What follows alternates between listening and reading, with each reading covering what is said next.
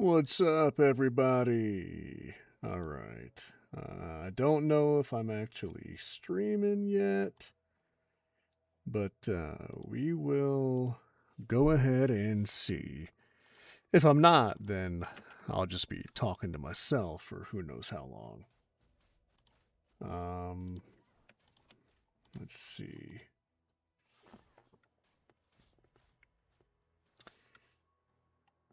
It takes like forever to tab in and out right now because I've got this League of Legends on full screen, so please forgive me. Oh boy. Yikers. Oh my gosh, I am horrible. Y'all, I have not played League of Legends in shit. 13 years? Gosh, I can't believe it's been that long. Let's see what we got. Oh, of course, too. I don't have I don't have my phone in here, so I can't even look at chat at the moment. But I figured I might as well get the stream going because I'm on the computer. So I've been playing for like 25 minutes now, and I was like, you know what? I've been playing. I'm on the PC. Might as well just get it going. Something. Dude, I am not tanky at all. Like, this is rough. Fuck.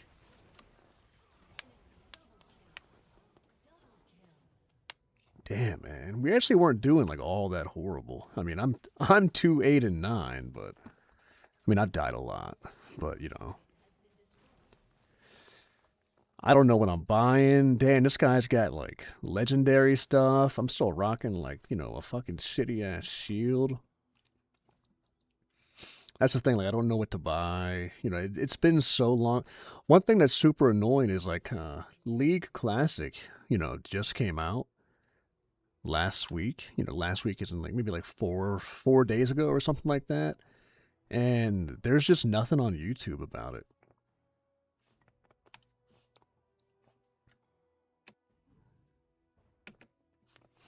Like, I just don't see anybody making guides. I've got to get this off of full screen because I can't get on the second monitor unless I tab out. Let me just click on something. There we go. Yeah. I can't get on the second monitor unless I tab out, which is super annoying. I don't even know why we're still fighting. I mean, this this match is done. Not to mention that I'm like 5 levels behind a lot of these people.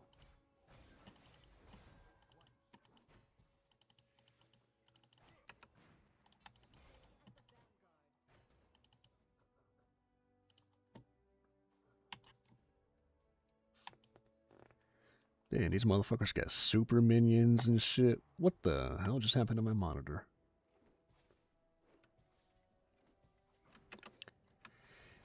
Yeah, this game, you know, it's a little rough. It's a little rough.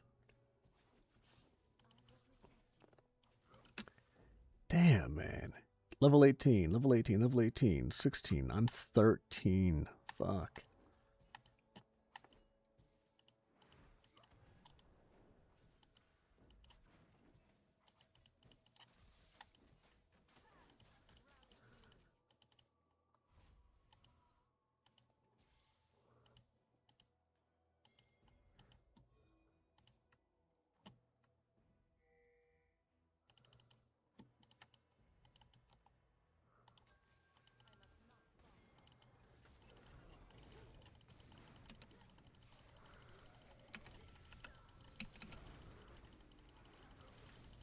Come on, come on. We doing a little bit here.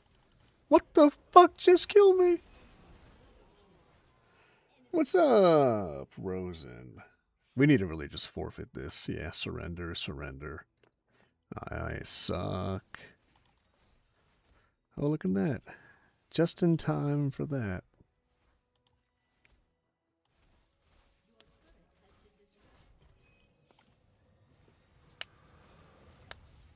That was a rough one. That was a rough one. And so yeah, like I'm trying to look stuff up on YouTube, like, you know, League Classic support guide, League Classic guide, and you're just there's I can't. I thought there would be way more stuff out there, but there's just like nobody making guides. I thought League Classic was going to be huge. Like I thought this was going to be a huge thing. I thought it was going to go nuts. People were going to be playing it, and I can't find guides for shit.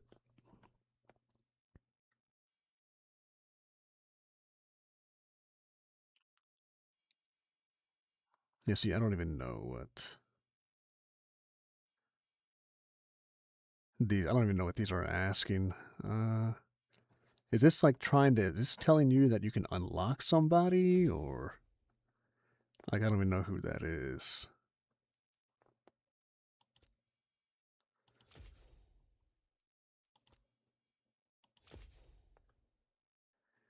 See, and the thing is too is like I pretty much only play support. I don't like playing anything else pretty much.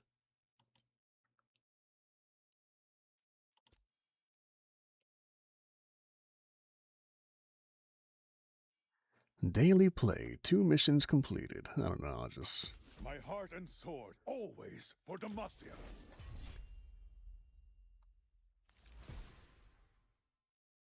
New champion, permanent. Like, I don't know if that's like you unlock him or if it's just a skin. I don't know. Alright, so I love playing Leona, but man, I have not played this game in so long. 31-minute match? Man. Alright. Not play again.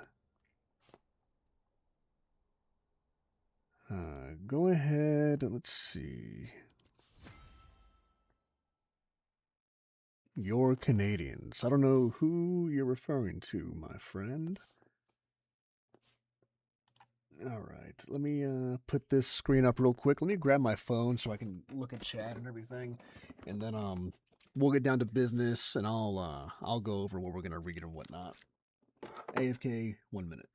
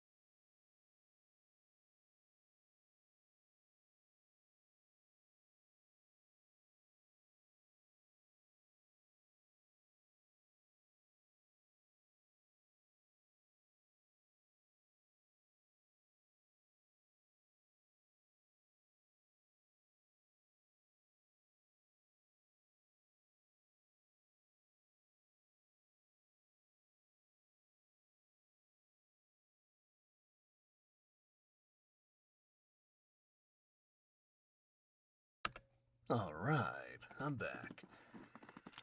Let's see what we got going on. Here, let me get up on my phone. And then we will decide what we're going to read today.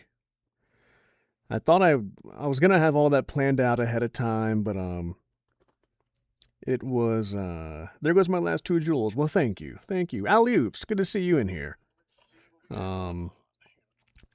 I wanted to have everything planned out cuz y'all know how I'm usually kind of a seat of my pants and everything. But it was my wife's first day back at work. You know, she had her 3 months off on maternity leave. You know, I don't know if I want to read like multiple like 45-minute stories or if we should just work on this really long one I got here, which is Hell Has a Prison. Maxine, how are you? Man, I can't wait to play League of Legends again, but I need to not suck, but there's no guides out. There are no guides out right now. It's super annoying. All right, here. Let me look through my bookmarks, everybody. Give me a minute on my bookmarks so I can kind of be like, oh, let's do this, let's do that.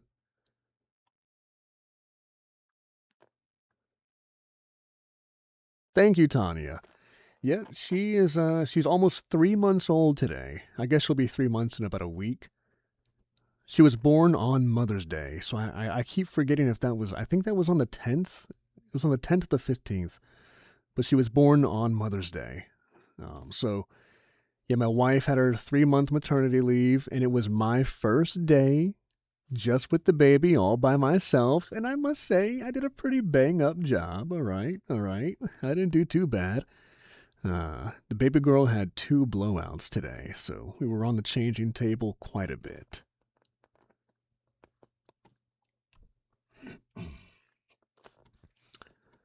All right, we have a story called Mistman,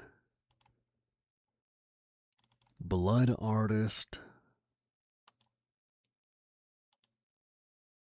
I know I've got the thumbnail up, guys. I'm going through my bookmarks and everything. Just don't want that screen on the stream at the moment.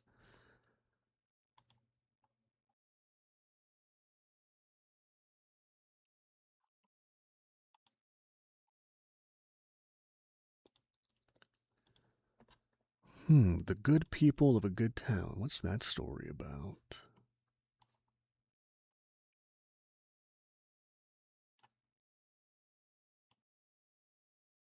This was written by Pippinacious. I don't know who that is. Why's my mouse keep screwing around? All right. Okay, so you're a stay-at-home dad. I wish. YouTube does not make that much money. No. So my wife is an RN, and she works 3 days a week, which is nice. So she works, on the 3 days that she's at work, I'll be staying home. So I will be a stay-at-home dad for 3 days a week, and then those other 4 days is when I'll be going out and doing my day job. Technically my night job because I do DoorDash. My income is DoorDash, YouTube. So I work probably 40 hours a week doing DoorDash, and then 20 to 25 hours a week doing YouTube and whatnot. So on her days off, which she has 4 days off a week, is when I go to work. I will go to work, and vice versa, pretty much. So the schedule works out pretty well. Zachary, what's up, man? You working tonight?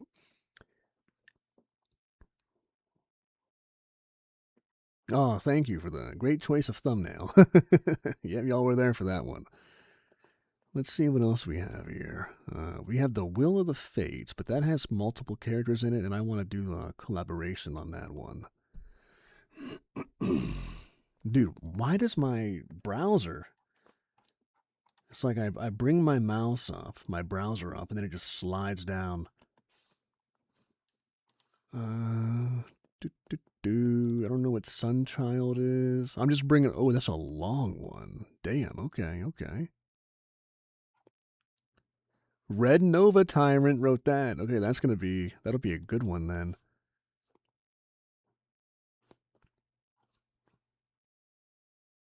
Yeah, with how expensive daycare is, and my wife and I, we actually met at a daycare. And it is just so... One, I do not ever want to leave my baby with a stranger. Uh, especially with one where you're at a daycare and there's 12 other babies in the room, that's just not going to happen. So thankfully, I have a job now where one of us will always be able to be home. And it is just so expensive. I mean, daycare is like $250 or $250. Yeah, $250 a week. So you're looking at like $1,000 a month, and $250 a week is kind of like a cheap daycare. That's when I worked at a daycare like 6 years ago. It was $250 for a baby a week. It's probably like $300 or more at this point, honestly.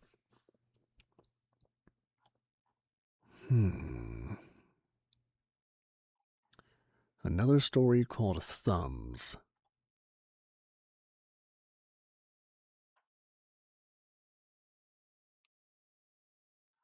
From what I hear, everything's expensive in Australia. You know, I thought the housing crisis in America was bad. You know, like, you're probably looking at, if you wanted a 2,000 square foot, two-story home, you know, 4 bedrooms, 2.5 bath. You know, let me even bring it down. Like, my parents lived in like I don't know, a 16 or 1,500 square foot, 3 bedrooms, 2 baths. Although technically it's kind of like 4 bedrooms, you know. But you know, sometimes that last room is considered like an office or something. But just say 4 bedroom, you know, 1,500 square feet. 20 years ago, that house is like 130 grand, and the same exact house now. This is a small, you know, middle class house. And now that thing is like $350,000. It's nuts. And that's for like a small-ish house. I know it's even crazier in Canada because my family lives up there. You know, that same kind of house would be like 500,000 up there. I'm like, what the hell is going on all over the world? All right, maybe we can give this one.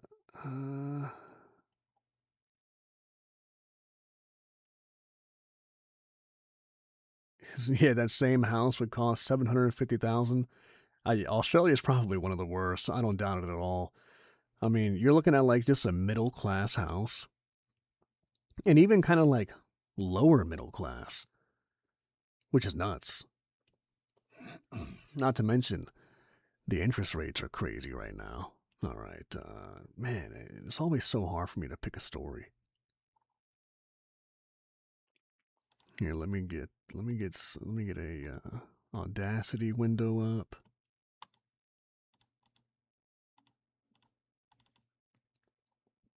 I have a story too. I think it's, what did I record a little while ago?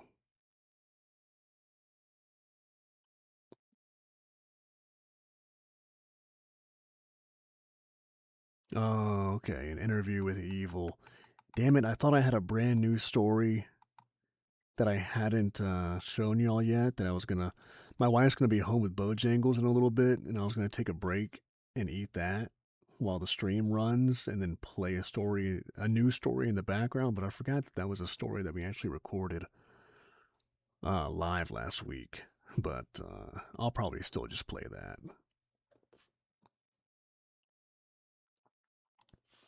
Okay, let me switch back to the monitor.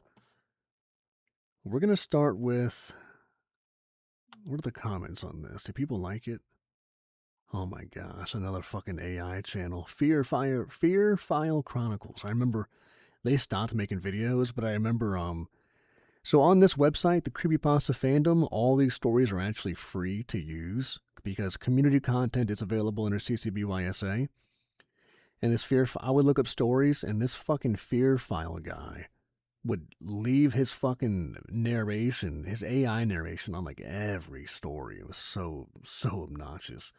What kind of food is Bojangles?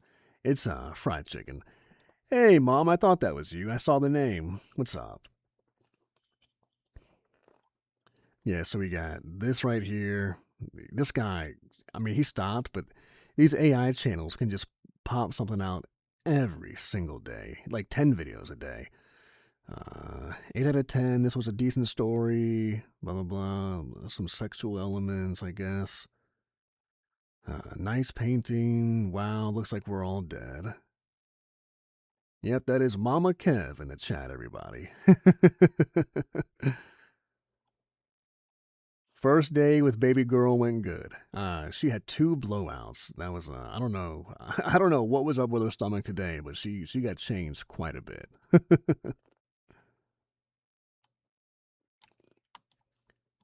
Blood artist. Let's look at the comments on this one.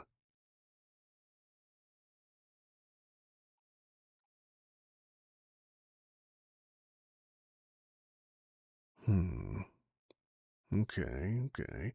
Red Nova Tyrant put out a lot of stories too, and he's got a lot of like long ones. Well, you know what? This is a pretty short one. We can bang this one out pretty quick. This could be like a YouTube member video.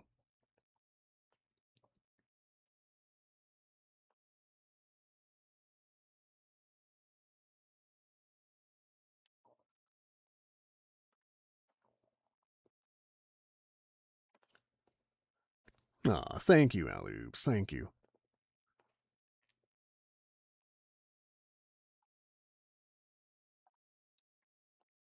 We went to Rosie's too on the first night at our cousin's bachelor weekend out.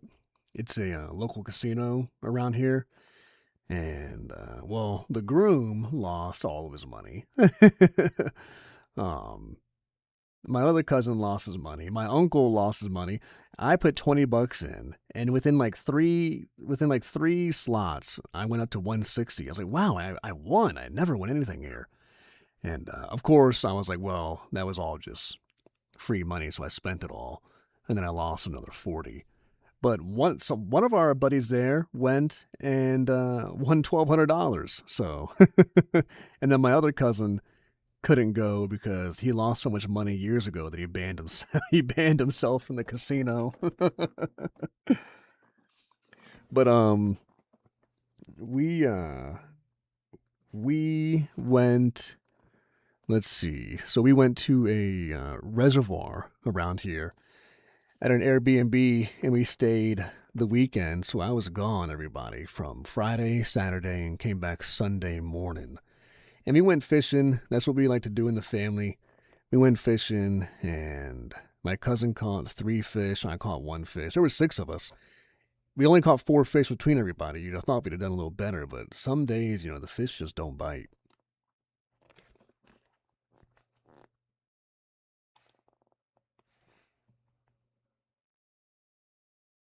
I've got a cousin like that. See, I'm too frugal with my money to gamble. Like they ask me to go all the time, and I'm like, I'll bring $20 and that's it. I just can't do it. I can't do it.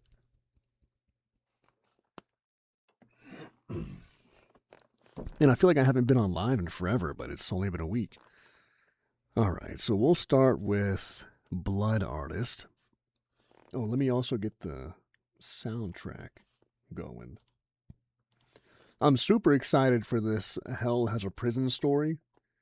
I just need to go through it, and I think this is a 23,000 word story, which will be, that's 2.5 hours, maybe 3 hours long.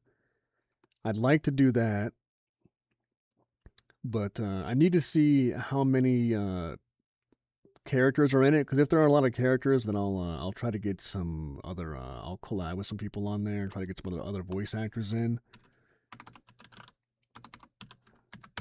because I would love to get more people on. I don't gamble often, but always seem to win big when I do. I've got the luck. That sounds nice.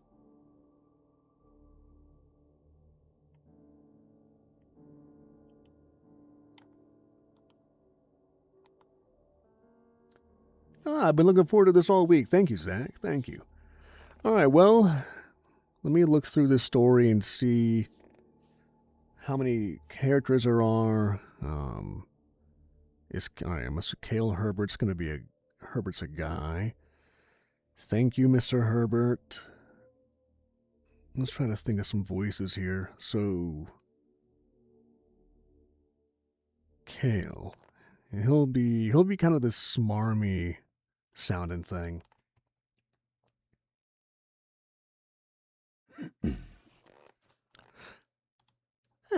You've arrived right on time.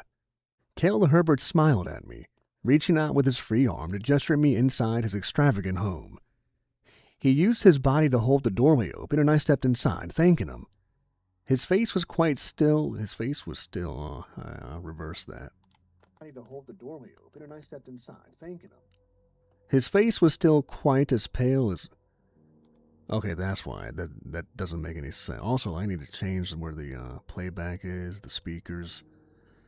His face was still quite as... Let's see, that doesn't make sense. What is he trying to say?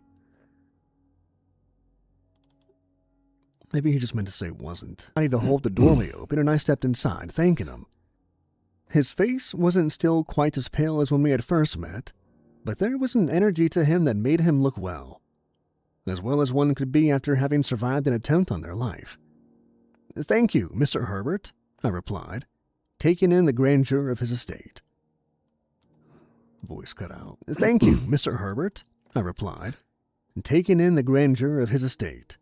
Cale Herbert was one of the city's finest artists, known for painting fantastic works for display at the local museum. The slow but steady pace he released new works kept the attention of the masses.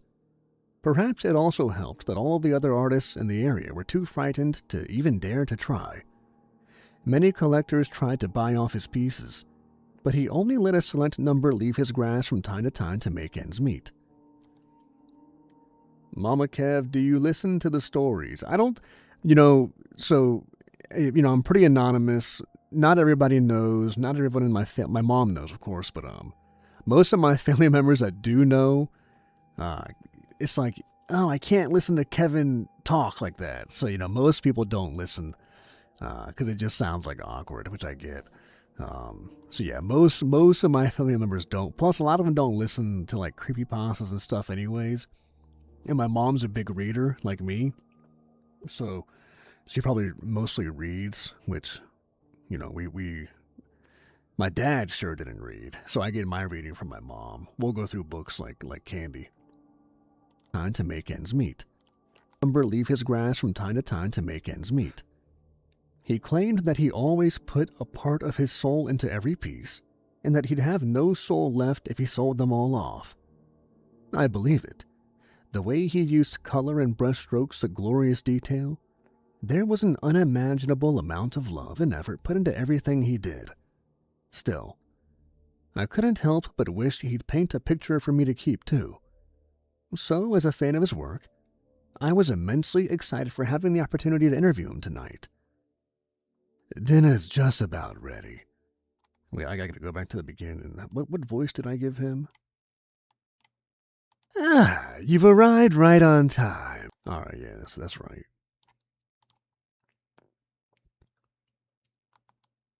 Dinner's just about ready. You'll have to forgive me for not having it done sooner, Cale stated, before closing the large wooden door behind me. Oh, it's really no trouble. I'm surprised as it is you... What the hell is up with the grammar in this story? Oh, it's really no trouble. I'm surprised as it is you were still willing to cook and... Oh, jeez. Who wrote this? No offense. This is Red Nova, right? Yeah, his grammar is usually pretty good. There are going to be probably a lot of retakes on this one, guys, because the grammar is just rough. Like, so rough that sometimes it's hard to understand what the meaning of the sentence was supposed to be in the first place.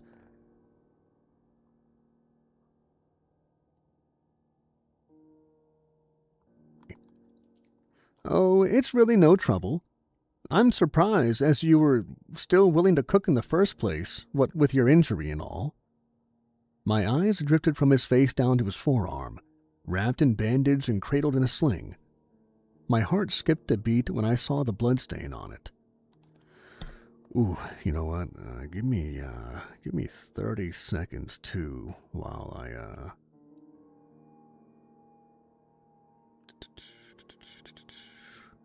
Give me 30 seconds while I go ahead and... I can only make the goal, or whatever, the live stream goal, on my phone. I don't know why, but that's just how it works.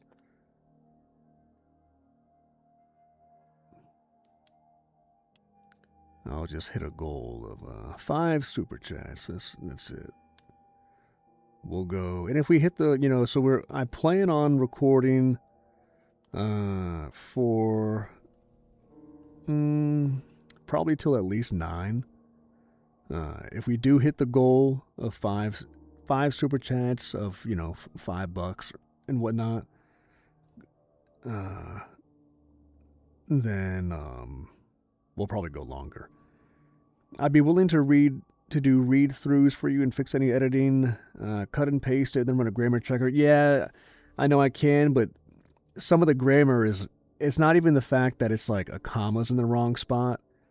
It's the fact that like they're obviously trying to, like, sometimes people just leave out a whole word, and then you're like, what the hell was that word supposed to be? So that's one of the issues. My heart skipped a beat when I saw the bloodstain on it. Kale must have noticed my face. Ah, it's just paint. I was doing a quick landscape before you arrived. Care to see it? My answer was obvious. Kale chuckled lightly, then motioned for me to follow. We walked down the corridor, passing many murals and landscapes. Yeah, I said that word weird. Kale chuckled lightly, then motioned for me to follow. We walked down the corridor, passing many murals and landscapes that I'd never seen before.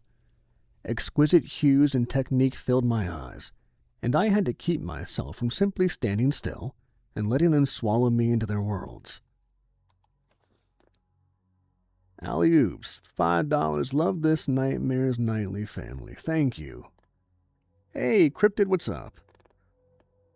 Also, let's see.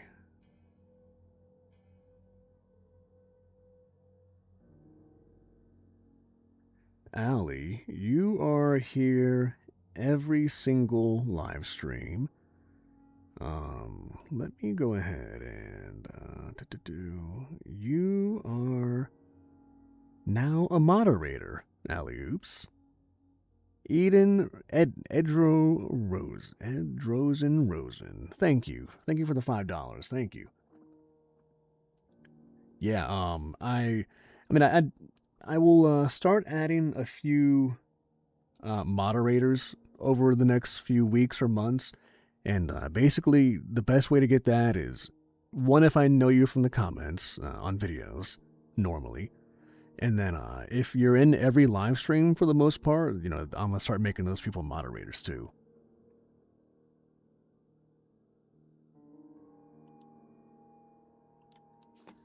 Swallow me into their world. And letting them swallow me into their worlds.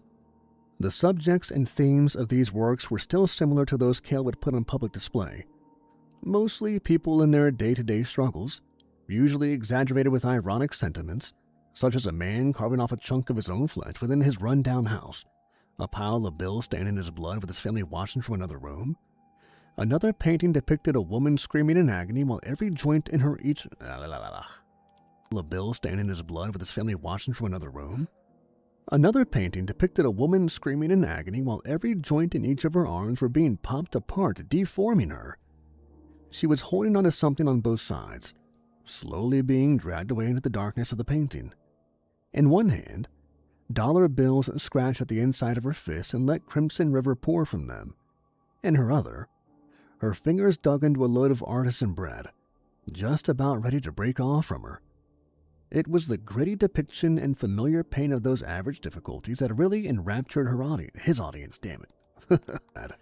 Just about ready to break off from her. It was the gritty Just about ready to break off from her. It was the gritty depiction and familiar pain of those average difficulties that really enraptured his audience, myself among them. And soon after, Kale had led me into a separate room. It was a bit darker with the lights off, and most of the windows were blocked by curtains or bristleceboard. The only sources of light came from the two open doorways, the one we entered from, and another where the smell of dinner sourced from, and the large window that gave a wonderful view of the setting sun over the ocean. The paintings in this room were all landscapes. Not a single person could be seen on any of them, allowing one to appreciate the splendor of the environments instead. The room had a very odd smell to it, something like an artificial earthiness. On an easel by the open window, there was one such painting. It was a magnificent recreation of the current sunset. The reds and oranges were intense, and the white of the sun cut through it brilliantly. The ocean was unfinished, but the deep navy blue strokes that were on the canvas still looked nice. "It's the oil paints," Kale remarked. He must have noticed my upturned nose. "You get used to the strength eventually." "Why is it so dark in here, though?" "I was seeing how it felt, just using the light of the setting sun to paint its image. It was quite relaxing." I kept down a chuckle and just nodded. then followed him through the other door. Yeah, let's see.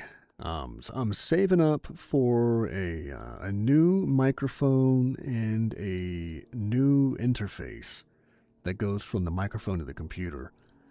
That's gonna run about $600 because the mic is like $400 and then the interface is about $200. So I'm saving up for that. I'm excited for it.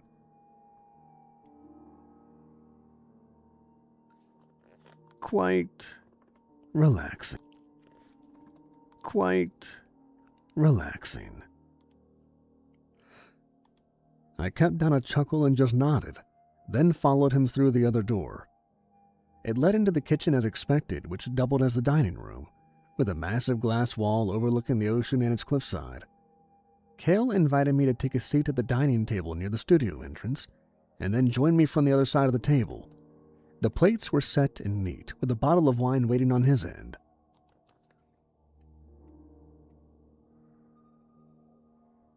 Ah, Lullaby, thank you. Thank you for the $7.99. That's awesome. Thank you so much. Yeah, I keep track of how much the live streams make also, and I kind of put that money aside, and that is money that goes like straight back into the channel. So that it'll be used for like the stuff like the microphone, things for like, you know, I have so many subscriptions to like all these different services that do things for the sound, do things for the images. I have an Adobe subscription now, which is super expensive because you know how Adobe just charges so much. The minute Crypt Jerry, it charged me but didn't come up. I don't know. It will. Maybe it's a thing with YouTube where it has to be $4.99 or up. I don't know. But thank you very much, Jerry. I super appreciate it. How is the studio coming along? The money's there. I have the money. I just need to find somebody to build it. But you know, I could build it myself. But the thing is that I want someone to build it who can specifically look at my house blueprints and tell me whether or not it's too heavy, because it's on the second floor, and I think this is a load-bearing wall right here. I think it's a load-bearing wall, but I don't know anything about, you know, blueprints and shit like that. So I want someone to actually look at it and tell me, oh yeah, it's plenty. It's plenty strong enough, because I won't put it up here until I know that, because I want it to be 800 pounds to be soundproof like I want, and then with me in it, with me, computer desk and a monitor in there, it's another 200 pounds. So it'll be, geez, if it's 800 pounds, it's technically 1,000 when I'm in it. I can get it to 600 pounds, but then it will be 800 pounds when I'm in it. So, but I just need to know. Excuse me. But I do have the money for it now. Now I just need the knowledge. And waiting on his end. And two, when I get that built, hopefully I can start doing some more professional stuff like commercials and whatnot. And if I can start doing stuff like work like that, I won't have to do DoorDash at all, which means I can just do YouTube all the time and then do the other voice stuff on the side. Mr. Herbert, would it be all right if I start with a few questions now, if we're waiting? He shook his head and gestured with his free hand. By all means, go right ahead. Thank you. I reached into my purse and pulled out a notepad. So, you know why I'm mainly here. What was your experience with the blood artist like, if it's not too painful to go through? Kale shook his head. I reassure you, as his only current survivor, I'm more than willing to share whatever I can to help out. You can ask me absolutely anything. Well now, let's see. I suppose he seemed to come after you had done that first news piece on me, Miss Jacob. Miss Jacobs? Fuck, this is a woman?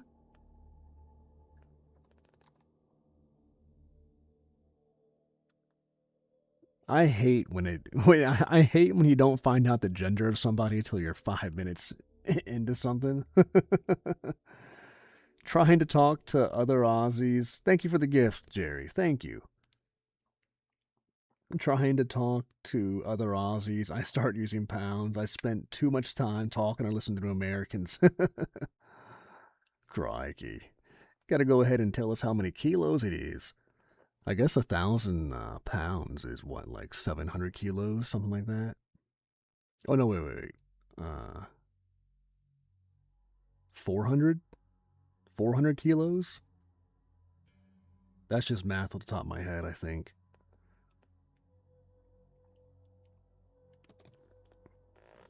And don't bring Celsius in here either. We don't like Celsius. Now. All right, I got to redo this sentence because he said Miss Jacobs, and I thought it was a man this whole time, so I'm just going to change it to Mr. Jacobs. Hopefully the gender of the person doesn't actually matter. Well, now, let's see.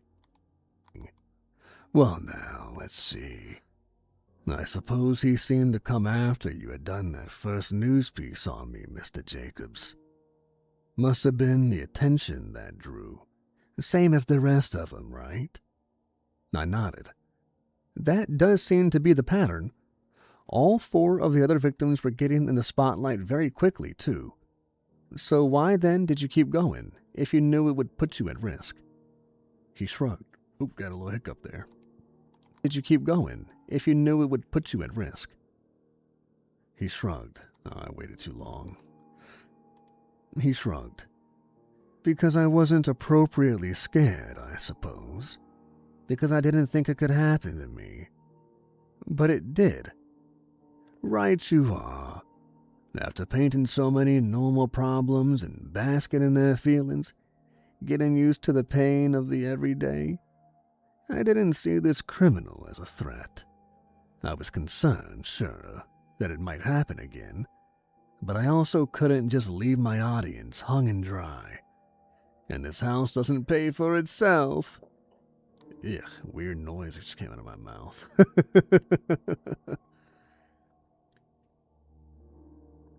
Let's see. Anyway, I still made it, and on a day I got paid. Thank you for being here, Jerry. Thank you. My partner is American, and I give him so much crap about using Fahrenheit. I hate... Listen, Celsius is... I wish America would just go to the metric system all the way for everything. But Celsius sucks. It does. And I only say that in the sense that because Fahrenheit has more numbers, it means that with Fahrenheit you can get a more accurate sense of... because you have more units of measurement with Fahrenheit, so you can get a more accurate feel. Like when someone says it's 84, that's a lot different than 88 or 84 or 85 to 90. Those are 2 very different temperatures. So you get more numbers to play with, which gives you a greater sense of the differences in between. It's hung and dry. Couldn't just leave my audience hung and dry. And this house doesn't pay for itself. He gestured upward to the ceiling with a laugh, and I joined him in agreement. A villa overlooking the ocean, secluded from the rot and stink and noise of the city. That wasn't a cheap thing. Cale sighed and slumped in his chair a bit. So there I was, in the hotel hot tub. The Goodwill, right? Yeah, that's the one I stayed in. Was doing a trip around the state. Another reason I thought it was safe. All the other kills had happened in the city. Anyways, so I'm getting out of the hot tub when I hear the door to the pool open. I just turned to see who it was since it was pretty late, and... Cale paused for a moment, trying to describe his attacker. He was dressed fairly normally for an artist. Button-up plaid and jeans, absolutely covered in paint stains. It was the mask that made me realize, oh shit, I'm in trouble. I traced the air around my face with a pen, breaking from writing for a moment. Those drama masks, yeah? Yeah, the frowning theater mask. I have to admit I've always been a Blues supporter, but was born and lived most of my life in Maroon County. I never advertised being a Blues supporter when I grew up there. I will pretend to know what that is. Let's see. Yeah, it's, man, if America went metric, that'd be so great. Because when you're a kid and they're like, oh, there's this many ounces in a quart and this many quarts in a pint, or this many pints in a quart and this many quarts in a gallon. So confusing. 12 inches in a foot, 5,280 feet in a mile, 1,760 yards in a mile. It's just ridiculous.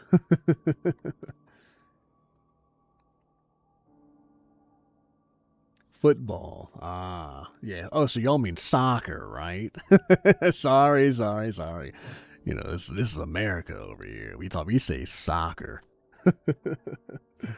Even though American football, the name football is so dumb because only one person uses their feet, and that's the kicker.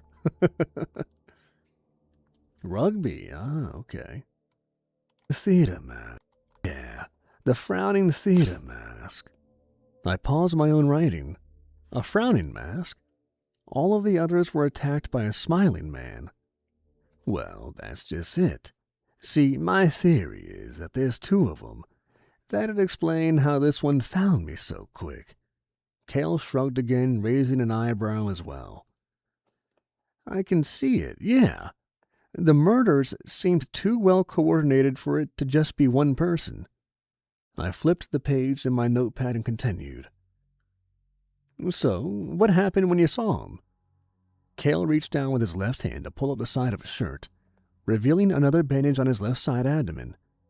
Bastard stuck me. I think it was a palette knife. Definitely sharper than it needed to be, I can tell you that much. Went in easy since I was still wet and relaxed from the hot water. So I fell down to the floor. He got on top of me. Cale shivered, his eyes closing for a moment. Go watch our guys play without safety gear. You know what's funny that you say that is, there actually tends to be, the last time I looked this up was, American football has way more injuries than stuff like rugby.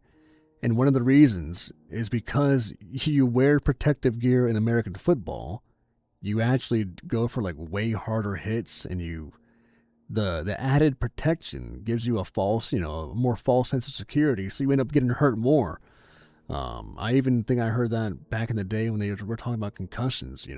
It's the same thing with, I think I heard somewhere too that bare knuckle fighters get less hand injuries because they are using their bare hands, and when you are wrapped up in like boxing gloves or UFC gloves, you actually get more hand damage because you're punching harder than you actually should be, which is a funny thing.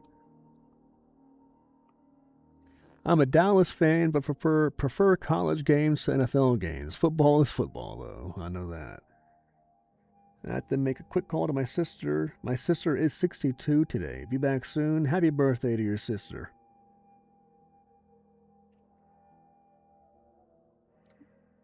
I'm done. Heart, y'all. Thank you, Jerry. And please tell us, how are you doing today? How's your health doing today? You feeling better? Cale shivered, his eyes closing for a moment. Mr. Herbert, we can stop if you'd like. He opened his eyes slowly, looking towards the floor blankly. That's when he pinned me and took the knife to my arm. Very slowly, damn it. It was like I could feel every single skin fiber get plucked apart, and every single one stung. The blood started pouring, and of course he had a bucket to start collecting. Did no one see this going on? No. Like I said, it was late, so there wasn't anyone else around. I tried fighting back with my free arm, but he just jabbed me in the nose. Eyes teared up, blood pouring from there now. I'm dizzy, and he kept hitting if I moved. I remember. Cale scratched his hair here and bit his lip. He brought the knife towards my nether regions at one point, but he didn't do anything there. Why do you think they did it? The way the helmets are designed in the NFL is insane. It is pretty insane, especially they got the new like Guardian helmets or whatever they're called, and they're out there looking like fucking bobbleheads. I'm doing a lot better, thank you for asking, but I'm having trouble getting things done. I hope that gets better too. I hope that gets better. Why do you think they did?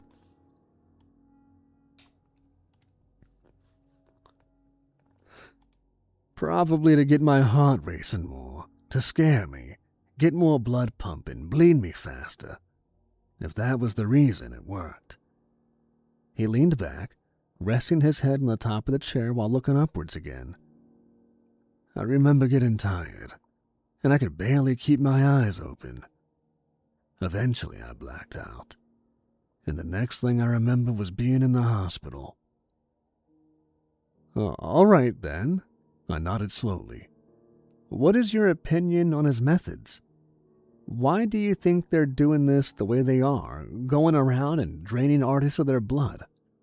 It seems very ineffective. Well, he seems to get massively jealous of any up-and-rising artist. Perhaps he's trying to upstage them.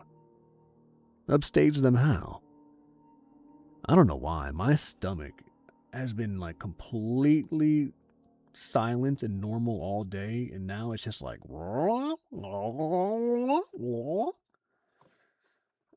don't know what's going on with that.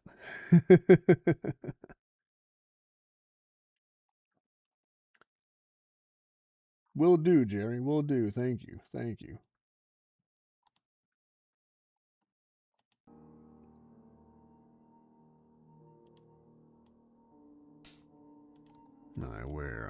Where was it? Upstage him. Upstage them how? His methods are probably excessive on purpose. It's an act. This is his own show, at least in his eyes. And he thinks it's the greatest exhibit on earth. I tapped my pen on my pad. The admiration in Cale's voice was odd, but my anxiety only flourished when he stared at me with those dilated pupils. I coughed to clear my throat, trying to think of the next question. Wait, that's supposed to be in our regular voice. Trying to think of the next question. So, what does he do with the blood then? There's always a lot at the scene, but most of it, that's the mystery of it. The excitement that comes from his murders. Why did he do it? Where did the blood go? That's the thrill that entices your column readers, isn't it?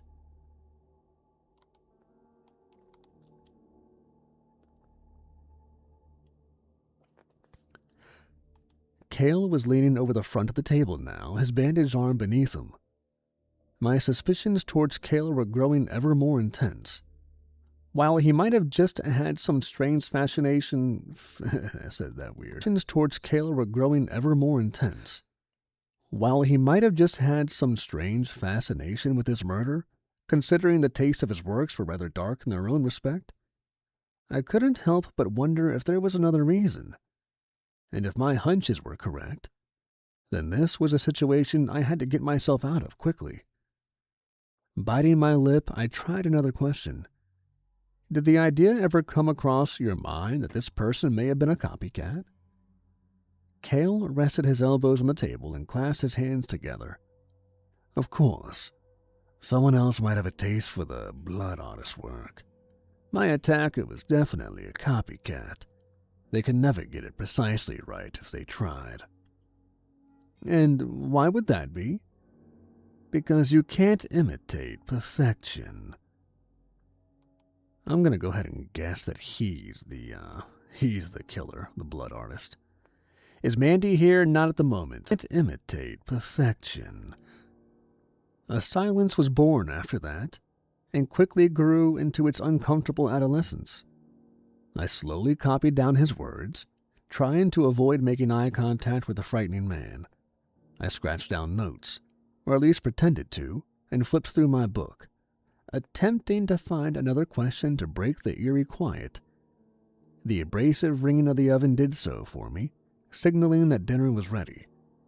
As Kale stood up to get it out, I followed, clearing my throat.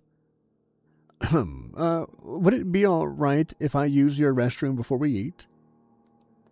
Before watching the live reading of Tribal Jail Part 2, I never realized just how much work goes into these stories.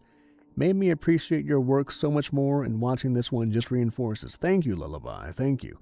Those collaborations in particular also just take so long. I mean, it took, I'm not joking, it took about 3 hours just to highlight every voice actor's part in that story, because I had to breeze and speed read through everything, color code 7 different voice actors, highlight their parts, and make sure I didn't, miss anything, even though I did miss plenty, but make sure I also didn't, put the wrong highlighted color in there, and then, you go like this, then you click the color, go like this, click the color, click the color, because, you can do Control Y, which is repeat last action for a lot, but when there's 4 people in a conversation together, you're clicking one guy, putting his color in. Oh, next line is someone else, his color. Next guy, someone else.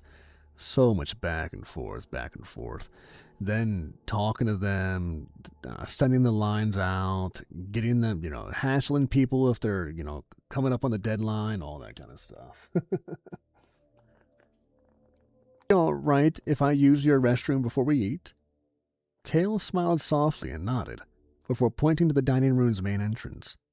Certainly. The second door on the left. I nodded to thank him, then quickly shuffled past him. Oh, see, it says my purse and notepad in tow. I'll just say notepad. Certainly.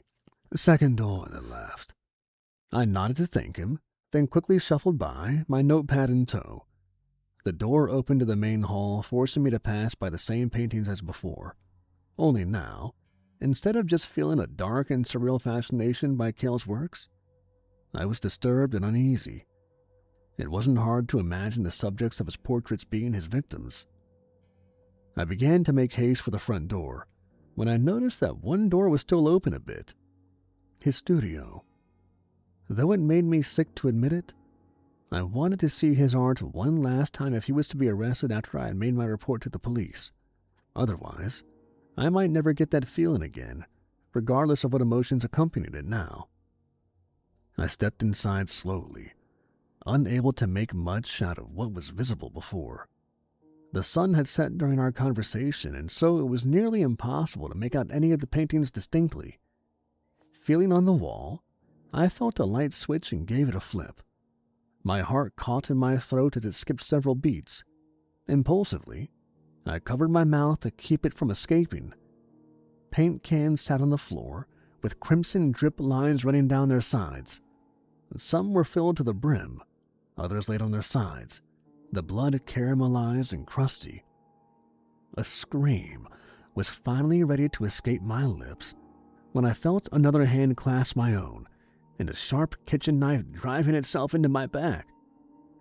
As I struggled to escape the blood artist's grasp, more of my life fluid poured from my body, and my consciousness quickly deteriorated. I wanted my last sight to be of his art, to be of something beautiful. But all the paintings in this room were brown, even the sunset. Okay, that's not a bad one. I had a surprise last night. My tortoiseshell cat had kittens in my dresser drawer. I have a ginger one and a coal black one, too. Oh, wow. That's fascinating.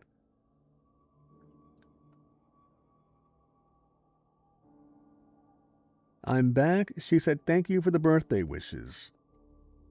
Indeed, thank you for the birthday wishes. Rogue, is that your sister? And do y'all both listen? That's awesome. I have two. One is a wobbly cat and is nicknamed Chaos Goblin. That's awesome. Let's see. Blood artist. Okay. Look at that. See, if you make the YouTube live streams, you get the member videos and Patreon videos, and nobody else does.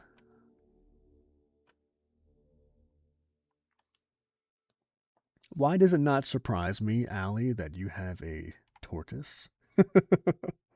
Or a turtle? All right, let's open up something else. Ba-da-ba-ba-ba-dum. I bet my wife is at Bojangles right now, just in the drive-thru.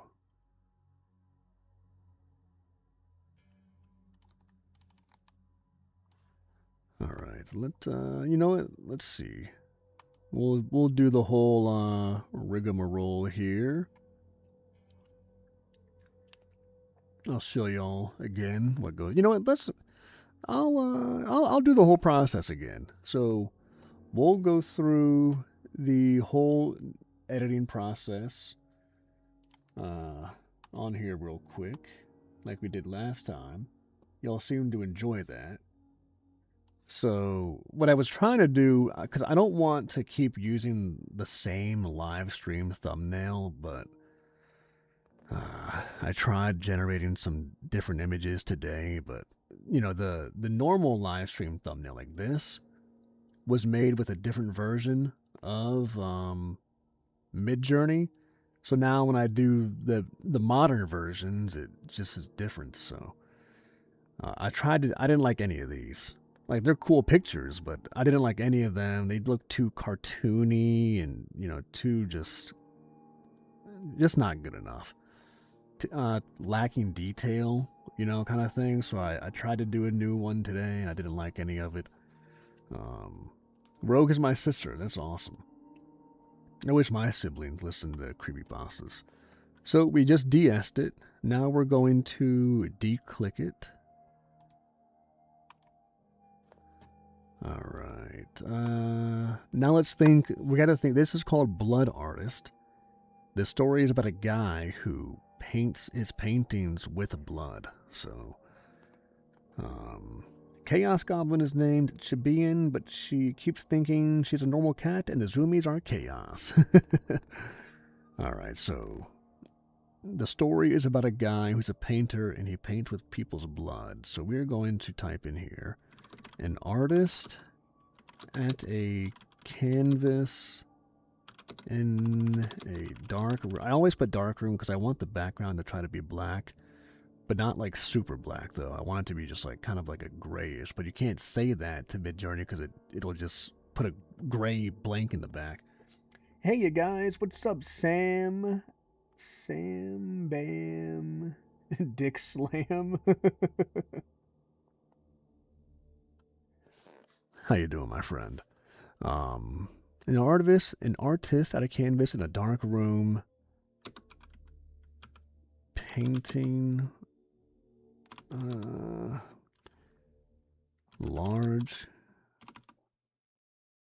black canvas with red dripping down it. This is just an idea of what we want in here.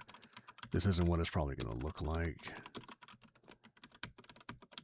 Then I'll usually generate 3 images. Oh, damn, I like all of these. Fuck, we might have generated something on the first go. That is pretty rare. Like, I don't even really feel the need to fine-tune any of this. I like this one. I like that one, too. I like this one. I like all these, but, oh, I like that one. Shit. Alright, so now what we do is we go into 16:9 aspect ratio, because that's what thumbnails are in. Because of the way this is, so you also got to think about, too, when you're doing thumbnails, like, even the way that this picture is framed, things are going from the left to the right. On a thumbnail, you want things to, like, look at the person. So you want when your text is on the left and the image is on the right, you want the image to face somebody because it's like someone's facing you, so that gets attention a lot better. So I have to take this and actually put it on this side and then flip it, which is how that works because the picture's angled that way. And then I like this one a lot too, so we'll try for this one. Boom, shakalaka. All right. I think we're gonna go with the other one, but wow, that's pretty crazy. Getting one that quick. Let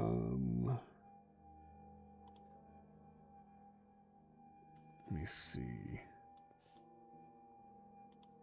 One sec.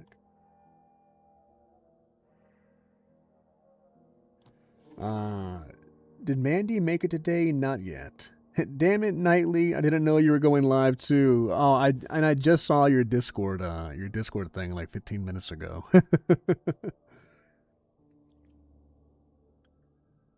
Let's see. Yeah, hopefully Amanda's just, taking the night off, or she's just a little busy. Oh, you're good, brother. So for me, it is every single Monday at 7 is my schedule. Every Monday. We're doing a little bit of some readings and thumbnail generation. Kind of doing what I did last time, taking everybody through taking everyone through the process. I know I'm probably gonna catch that VOD, Dex, because I could use some help on better mastering audio. Even though I've been doing this shit for 6 years, but I hate editing audio, to be honest, and I need to find some better compression and some better normalization settings. Try to get the voice sound a little bit more crisp. Plus, I want a better. I just love that Dark Somnia when we try horror slight reverb effect, because like their stories when they talk, they really sound like it's in your mind, and I really need to figure out how to get that done. Absolutely, Dex. Thank you, man. Thanks for hopping in. Oh yeah, I was gonna pull up Canva real quick.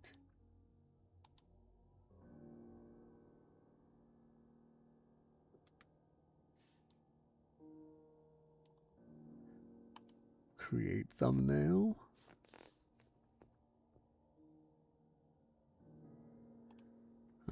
Let's see. So these are some old videos right here. I don't know if the stream quality is good enough for y'all to even read these, but on what is it? On Spotify, on the Spotify channel that I have now, that I've had it for a bit, I've been just uploading one video every single day over there, and it's just the complete backlog of the channel. I haven't uploaded anything new, but once I get all of the backlog done, then the new videos will go up over there. Alright, let's see. Oh, I didn't download it. Save.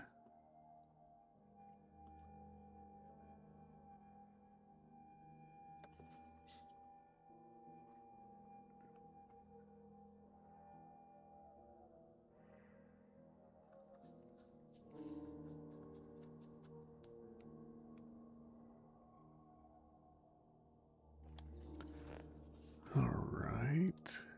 Oh, I hope League of Legends sound effects aren't playing right now for y'all. Let me turn that off.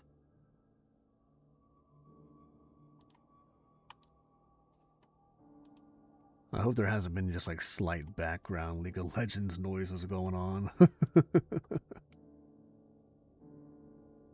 Okay, because I can, but it's the last one. $5. Thank you so much, Jerry. Thank you.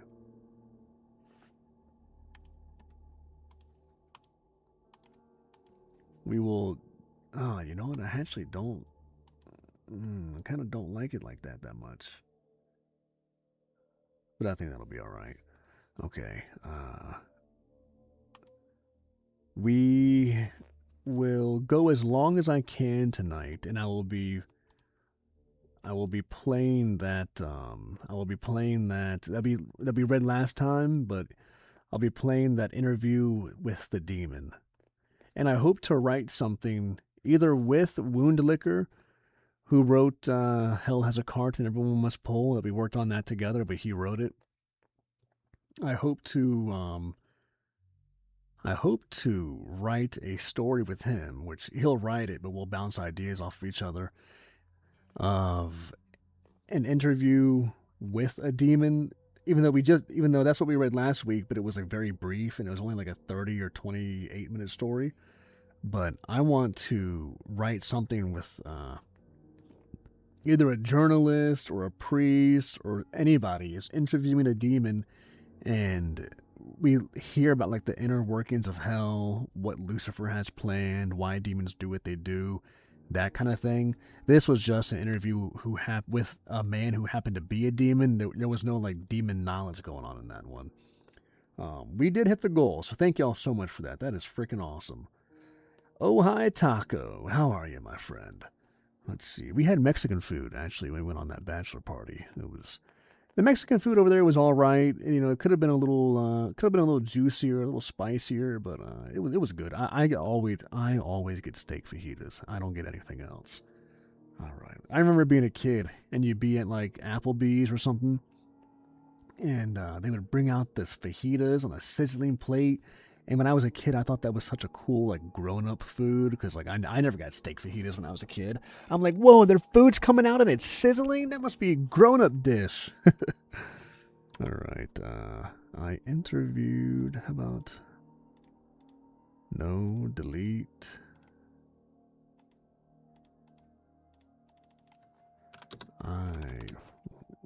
Why is it in the Canvas Sans? No. I interviewed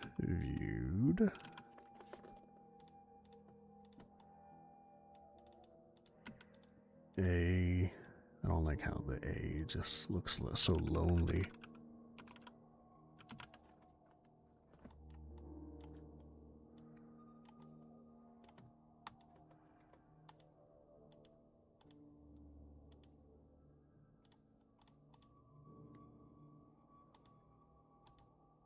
All right. And this was one of the... very rarely do you get a thumbnail made this fast. I mean, we generated an image that I liked on the first round, which is crazy. And then the title's super simple. I didn't have to think 15 minutes just on the title, which was nice. So... wow, this one's done. Maybe I'll... let's check the editing to see if the image will pop a little bit more. Fresco, does that really do anything? It does change the background to a little bit of a more grayish blue that I like. Luna, oh, I like that one more than Fresco. Bali, nah. Let's do Luna. And that was one of the world's fastest thumbnails. That took like, when you take out me babbling, that would have been done in like 3 minutes. And then let's go ahead, let's back up a little bit. We'll check what music we want to use.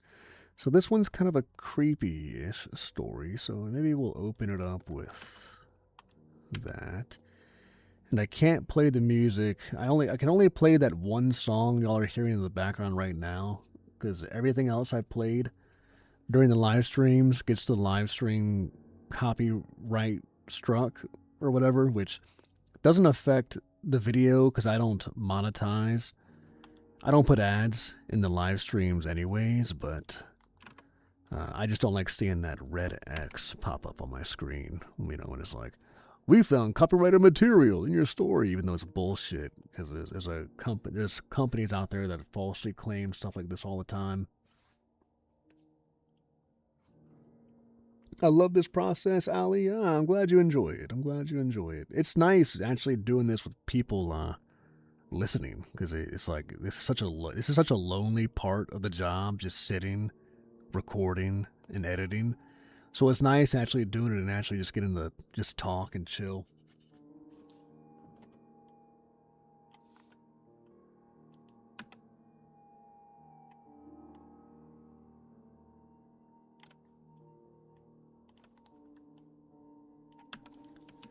Alright, got that? Oh, you know, I need to actually rename that, because they have to be named as member/Patreon, so I know. Yeah, you can't put a slash, that's right. Member Patreon. There we go. Now, give me a second to pull up my other monitor real quick, because I'm going to log into my Kindle real quick. There's a story I was telling you all about last week. Let's see, Amazon and Kindle. There's a story I was telling you all about last week where it was I traveled to a world where humans, you know, didn't exist, or I traveled to. I just saw the thumbnail here, actually. Yeah, I traveled to I went through a portal where humans, Homo sapiens, never evolved. That artist or that author gave me permission to read the novel that he wrote based off of that. So I'm gonna see now. We might start on that tonight, actually. That might, if I can pull my Kindle up.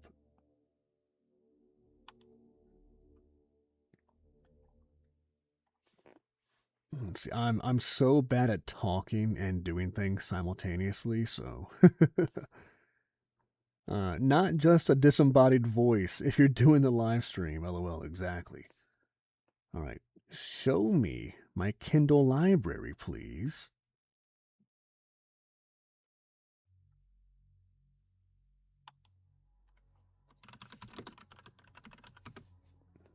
Like let's see. Oh, is it here? Your content. I just want to bring it up on the other monitor because I don't know if any information will come up. Where are we at? Where are we at? What was that? There we go. The Cave to Another World. Well, let me read it.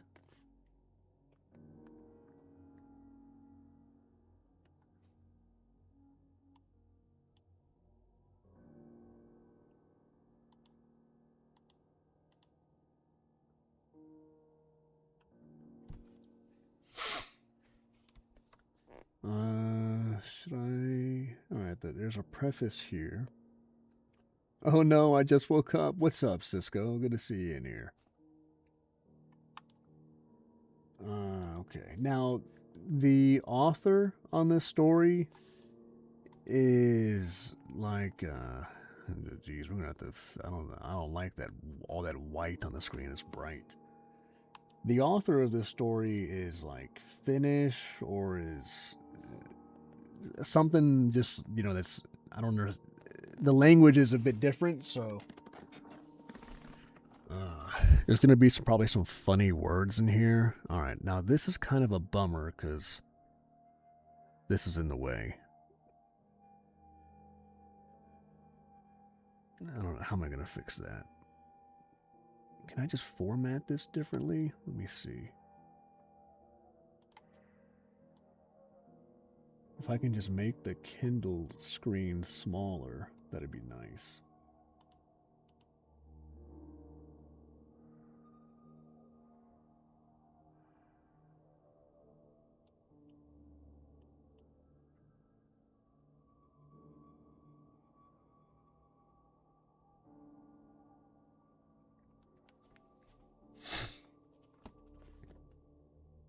I think the author is like Polish or Finnish, maybe. It's something like that.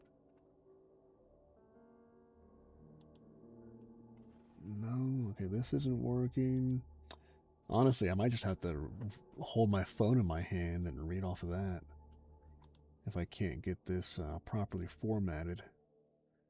I mean, I can put the Audacity thing on the other screen, but it's just... I don't want to keep bending my neck like that. Or will it let me just make the screen smaller? There we go. That might work. I do strongly dislike, though, how the margins are so bright. Oh, no, that's just gonna make it smaller. Well, let's see.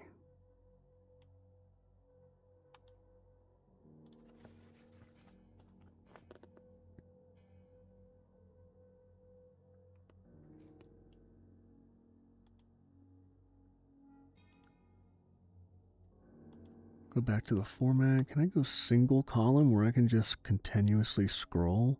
Come on. Man, this is being so whack. Oh, wait. So whack. I forgot. The author.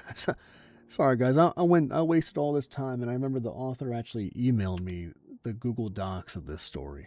All right, let's get in the, let's go back to the docs then.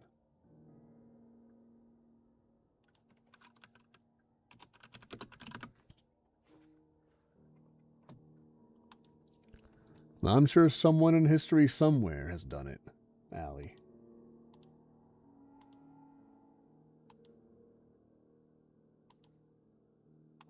All right. There we go. Now I'm back into a Google Doc, just the way I like to read. And that is fine. All right, we can get out of the Kindle and get out of all that other stuff. Perfect.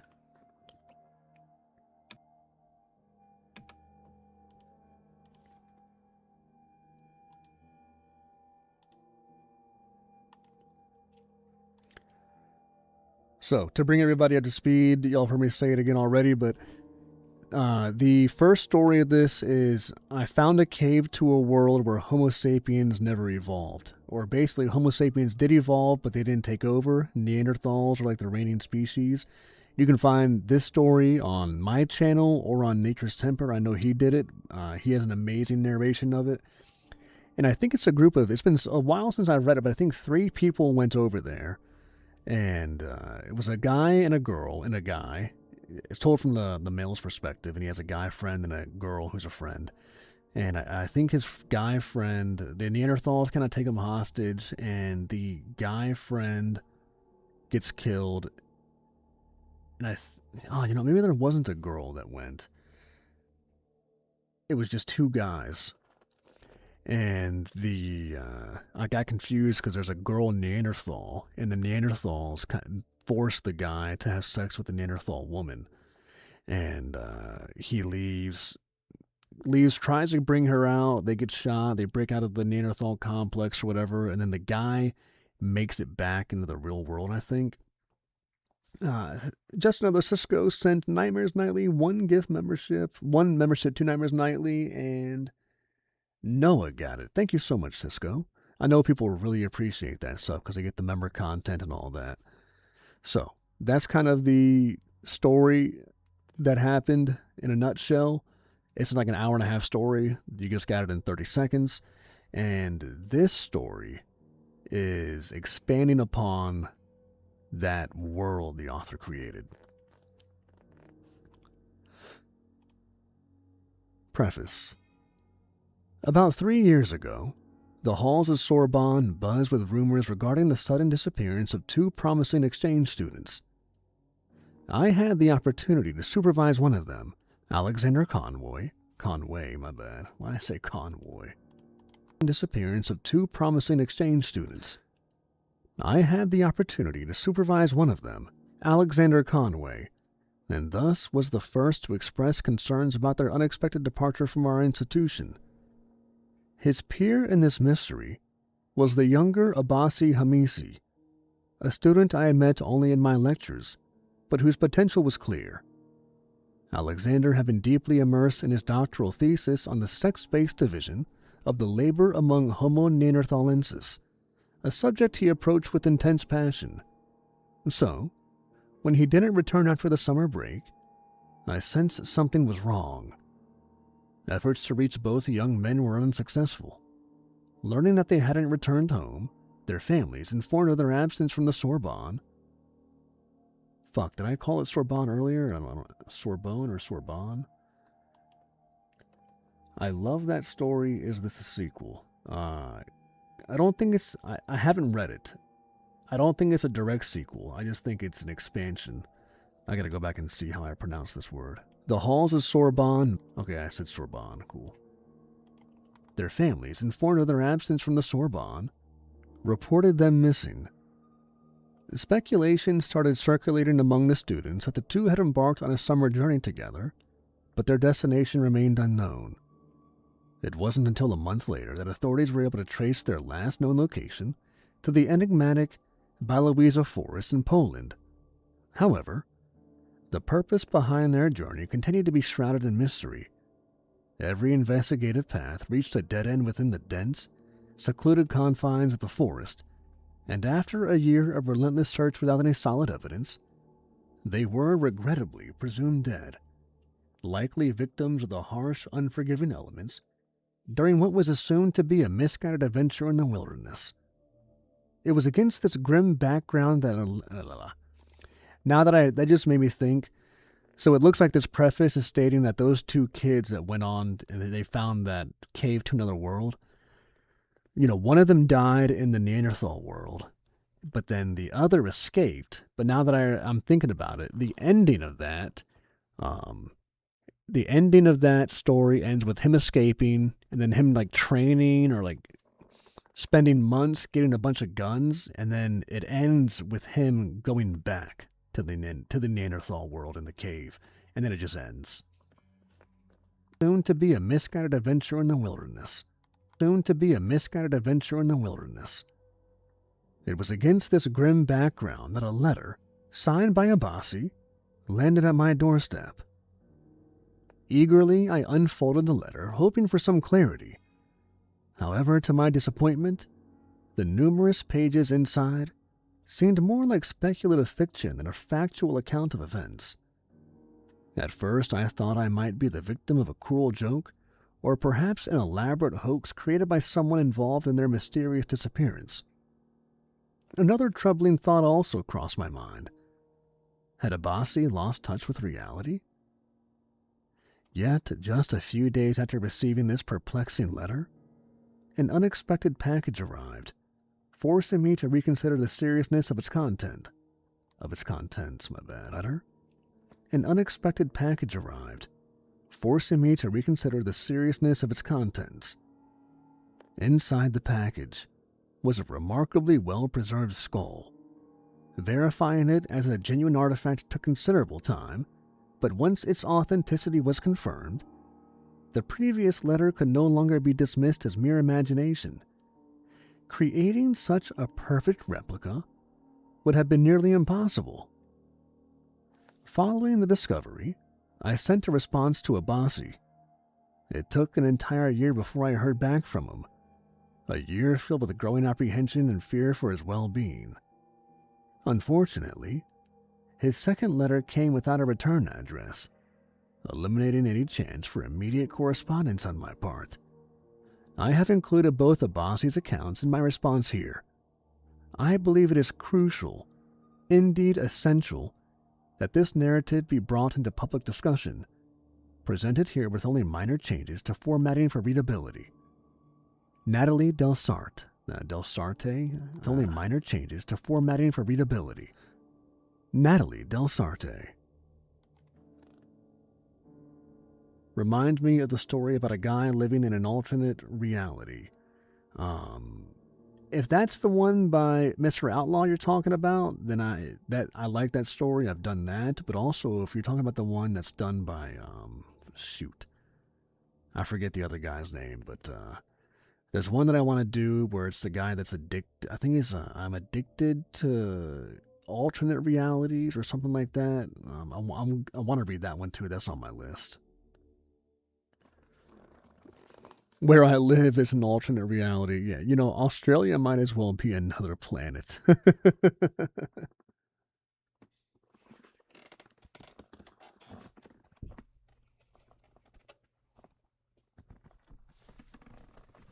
Thank you, Rogue. We are here every Monday at 7 p.m. Eastern Time, or for you, whatever time it is in Australia.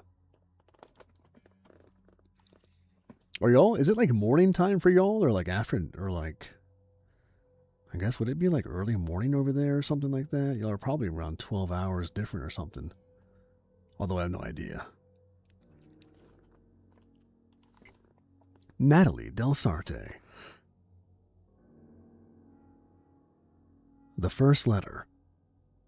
Hajnakwa.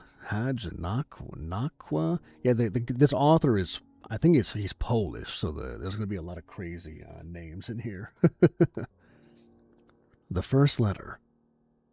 Hajnakwa, October 11th, 2000. I don't know, how are you supposed to say that? 20 hyphen? I don't Hajnakwa, October 11th, 20, redacted. Dear Professor Del Sarte, 5 p.m. for me. There you go, Cisco. So, 5 p.m. for you. It's 5 p.m., so you're behind me. That's weird. Because London's not far enough to be... Where the hell is it 5 p.m. right now? Because I'm on the East Coast.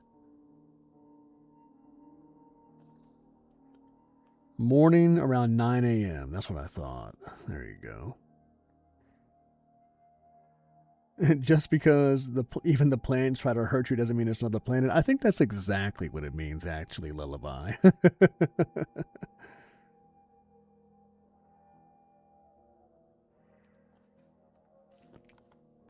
Dear Professor Del Sarte, I'm writing to you concerning Alexander's and my absence from the university.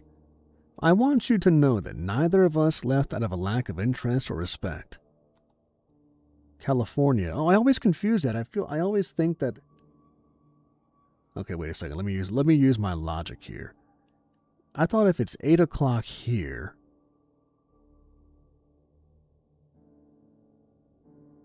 Oh, yeah. Wait. So we get sun... The sun would set here, but that means it hasn't set. I always keep thinking that California's 3 hours ahead, not behind. I don't know why my brain does that.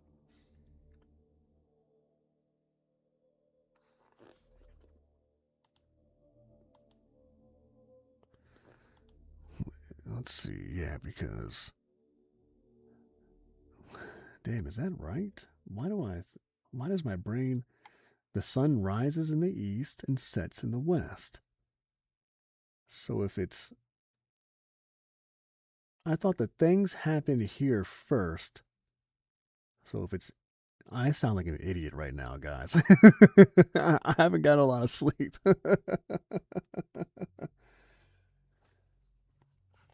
I have not had a lot of sleep the past 3 days.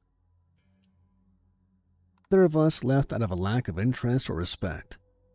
Quite the contrary, as you'll soon gather.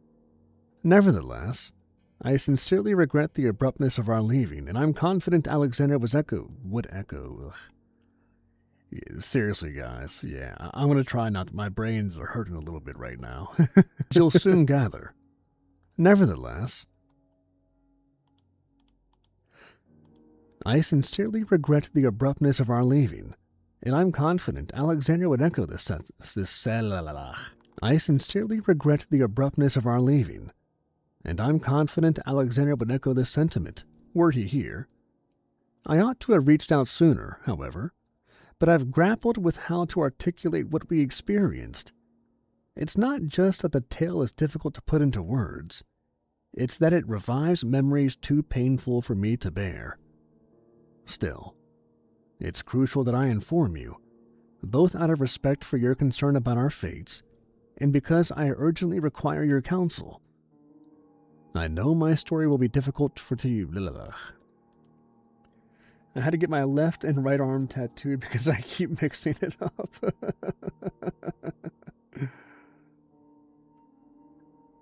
Oh, El Degusto. Where's El Degusto? Someone said, hey, El Degusto. I didn't see you.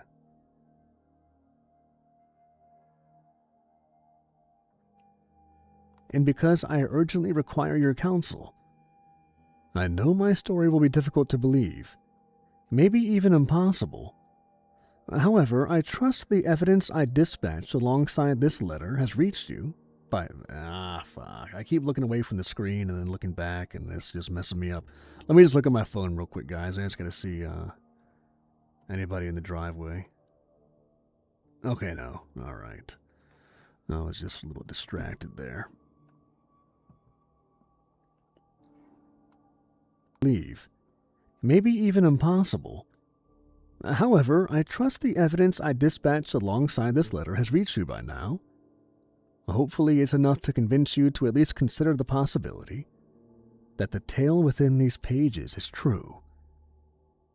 To delve into the heart of the matter, 2 years ago, Alexander confided in me about a profound restlessness with his PhD thesis. He was in a rut, experiencing a sense of stagnation that was all too palpable. Academia seemed to stifle his true calling. He yearned for tangible exploration. He wished to immerse his hands in the earth, excavate new sites, and unearth novel findings, not merely study discoveries made by others from the confines of a lab or an office. It wasn't that he didn't value the field studies we had undertaken. In fact, he relished the exploration of the cave systems in Rigordo, in Rigordo, I guess. Rigordo. Value the field studies we had undertaken. In fact, he relished the exploration of the cave systems in Rigordo, and felt privileged to study the parietal art and remains. Relished the exploration of the cave systems in Rigordo, and felt privileged to study the parietal art and the remains from the Paleolithic era in the region. However, the majority of our time was spent indoors. For an adventurer like Alexander, this was an unsettling reality. He craved the outdoors, the thrill of the unknown. His frustration with the indoor nature of academia grew to a point where he couldn't bear spending his days buried in books and journals. This impatience was one of the key motivations behind his proposition for us to embark on a camping trip to the Balawitsa forest on so many his weird proposition for us to embark names. On a camping trip to to the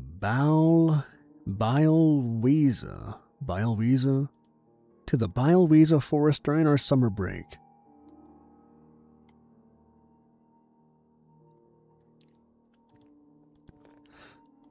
Our decision to explore the northern half of Poland was unconventional, considering most prehistoric findings were concentrated in the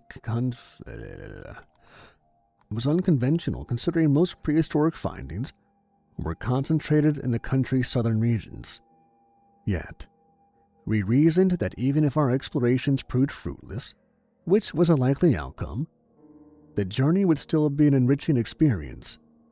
After all, venturing into the Białowieża forest, one of the last and largest vestiges of the primeval forest that once sprawled across the European plain, was akin to stepping back into prehistoric times. Furthermore, the region's relative obscurity, compared to other more explored places, offered an intriguing possibility. Should we uncover anything, it might well be a discovery untouched by others. However, 2 significant hurdles deterred exploration in this region. First, stringent regulations designed to protect the natural heritage within the forest and its surrounding reserves presented near insurmountable obstacles to conducting excavations. Second, the dense trees and the thick litter blanketing the ground complicated the task of detecting signs of prehistoric human habitation. The first issue wasn't unmanageable. Our intent was to embark on large-scale excavations but to engage in discreet exploration, a task we hoped to achieve by navigating the forest clandestinely. The second issue, however, was something we had to accept as it was beyond our control. Personally, it didn't vex me much. I'm seeing the internet's gone. I'm seeing the internet's gone.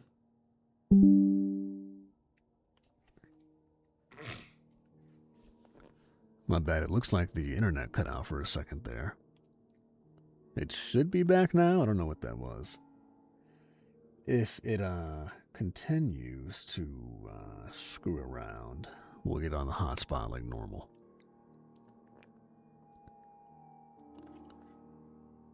All right.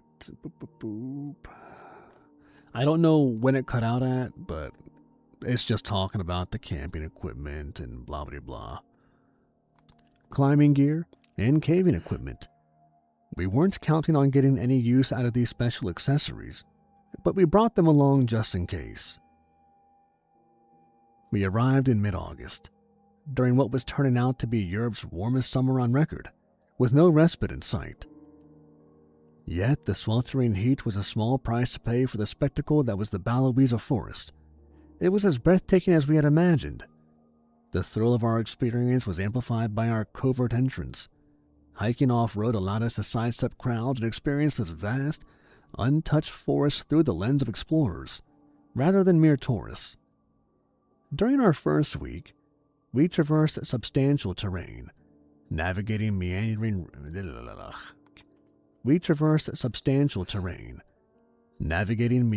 rivers lined by ancient bogs.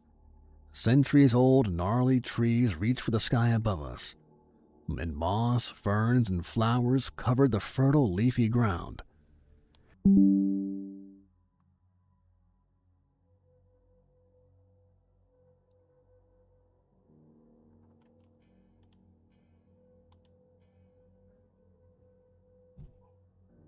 Give me 1 second, guys. I saw that the internet just dropped again, so I'm opening up the hotspot. Oh, I hear baby girl crying.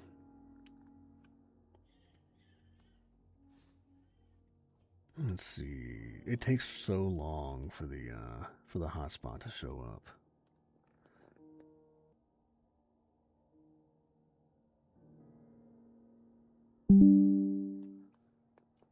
Bum bum bum bum bum bum bum bum bum bum bum bum bum bum bum bum bum.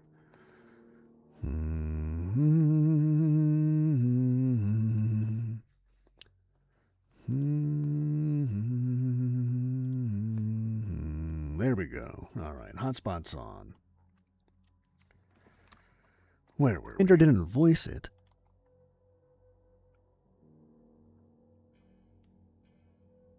Where is this? Alexander didn't voice it, but I sensed he shared this feeling.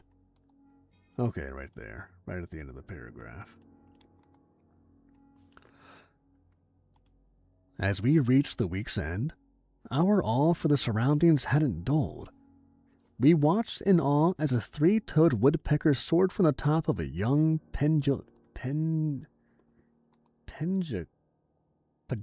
Oh, my bad. I was flipping the letters around. Pedunculate. Our awe for the surroundings hadn't dulled. We watched in awe as a three-toed woodpecker soared from the top of a pedunculate oak, alighting on a poplar branch mere feet from us. A few moments later, we halted to admire a troop of European bison thundering across a glade framed by a cluster of black alder trees. We cautiously held back until the last echo of their departure faded before advancing into the vacated clearing. I found myself gazing at the azure sky, the symphony of birdsong coaxing my mind into an imagined prehistoric era. The illusion was only broken by the sight of an airplane cutting through the sky at 33,000 feet. Alright, now, here's another thing, I think I want someone to voice act this with me, so... I don't know, this is a long story, actually. What's the word count on What's the word count on this? 50,000 words. Hell yeah. That's a lot. Guys, that's longer than tribal jail. I don't know. I don't know who I would get to voice act this, though. Fuck, I want Dexter to do it, but I don't know how long the role is. I don't want to ask him if it's a hour long of dialogue. I mean, it wouldn't be that long. It's a 5-hour story, you know, so, I mean, the person might only have like 25 minutes of dialogue. I also don't want to go through the whole story and copy and paste every line. Let's see. So what kind of voice do we want to do for him? You can't escape it, Alexander said. You can't escape it. I don't want to give him the wise guy voice, and I don't want to just give him a country voice. If you guys could shapeshift into one animal, what animal would you pick? I think I'd have to pick some kind of bird.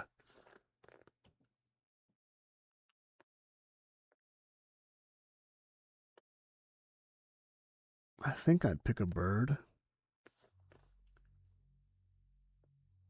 I just think it would be so cool to fly. But maybe I would pick like a... It'd have to be bird.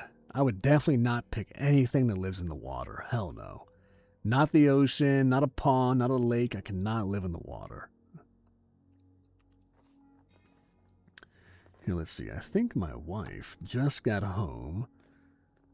And we hit the goal. So, here, let me see. What's this called? Cave to Another World. My wife just got home, and we hit the goal. So we are going to play that interview with a demon story in full. While she brought home food, so I'm gonna go downstairs while this plays, guys. And this will be tomorrow's upload, so you know y'all are getting it early. I'm going to play this now while I go downstairs and eat. But let me double check again. Yeah. Alright, this is 27 minutes long, which means I gotta be back up here. 28 minutes long, gotta be back up here by 9 to continue. It is a pre-release, but it's what we recorded last week on stream, if everybody was here for that.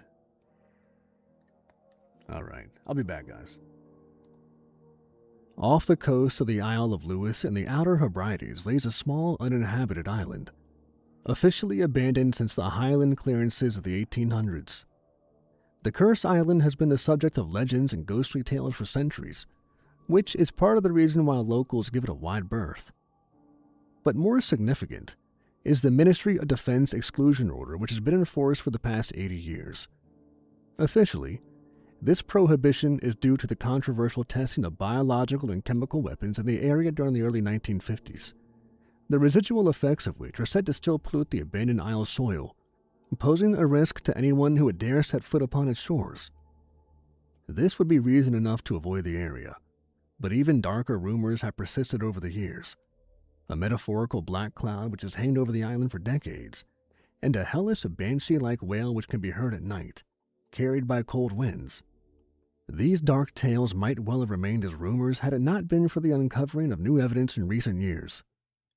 The document that follows is published here in its entirety for the first time, having been leaked by a disgruntled MOD official who discovered it buried in Whitehall's deepest archive. The author is Philip Redford, a former soldier and Home Office official, who went missing without a trace during the autumn of 1946. If his account is true, it could well redefine our understanding of the 20th century history and indeed prove the existence of a link between the mortal and immortal realms. We will let the readers come to their own conclusions.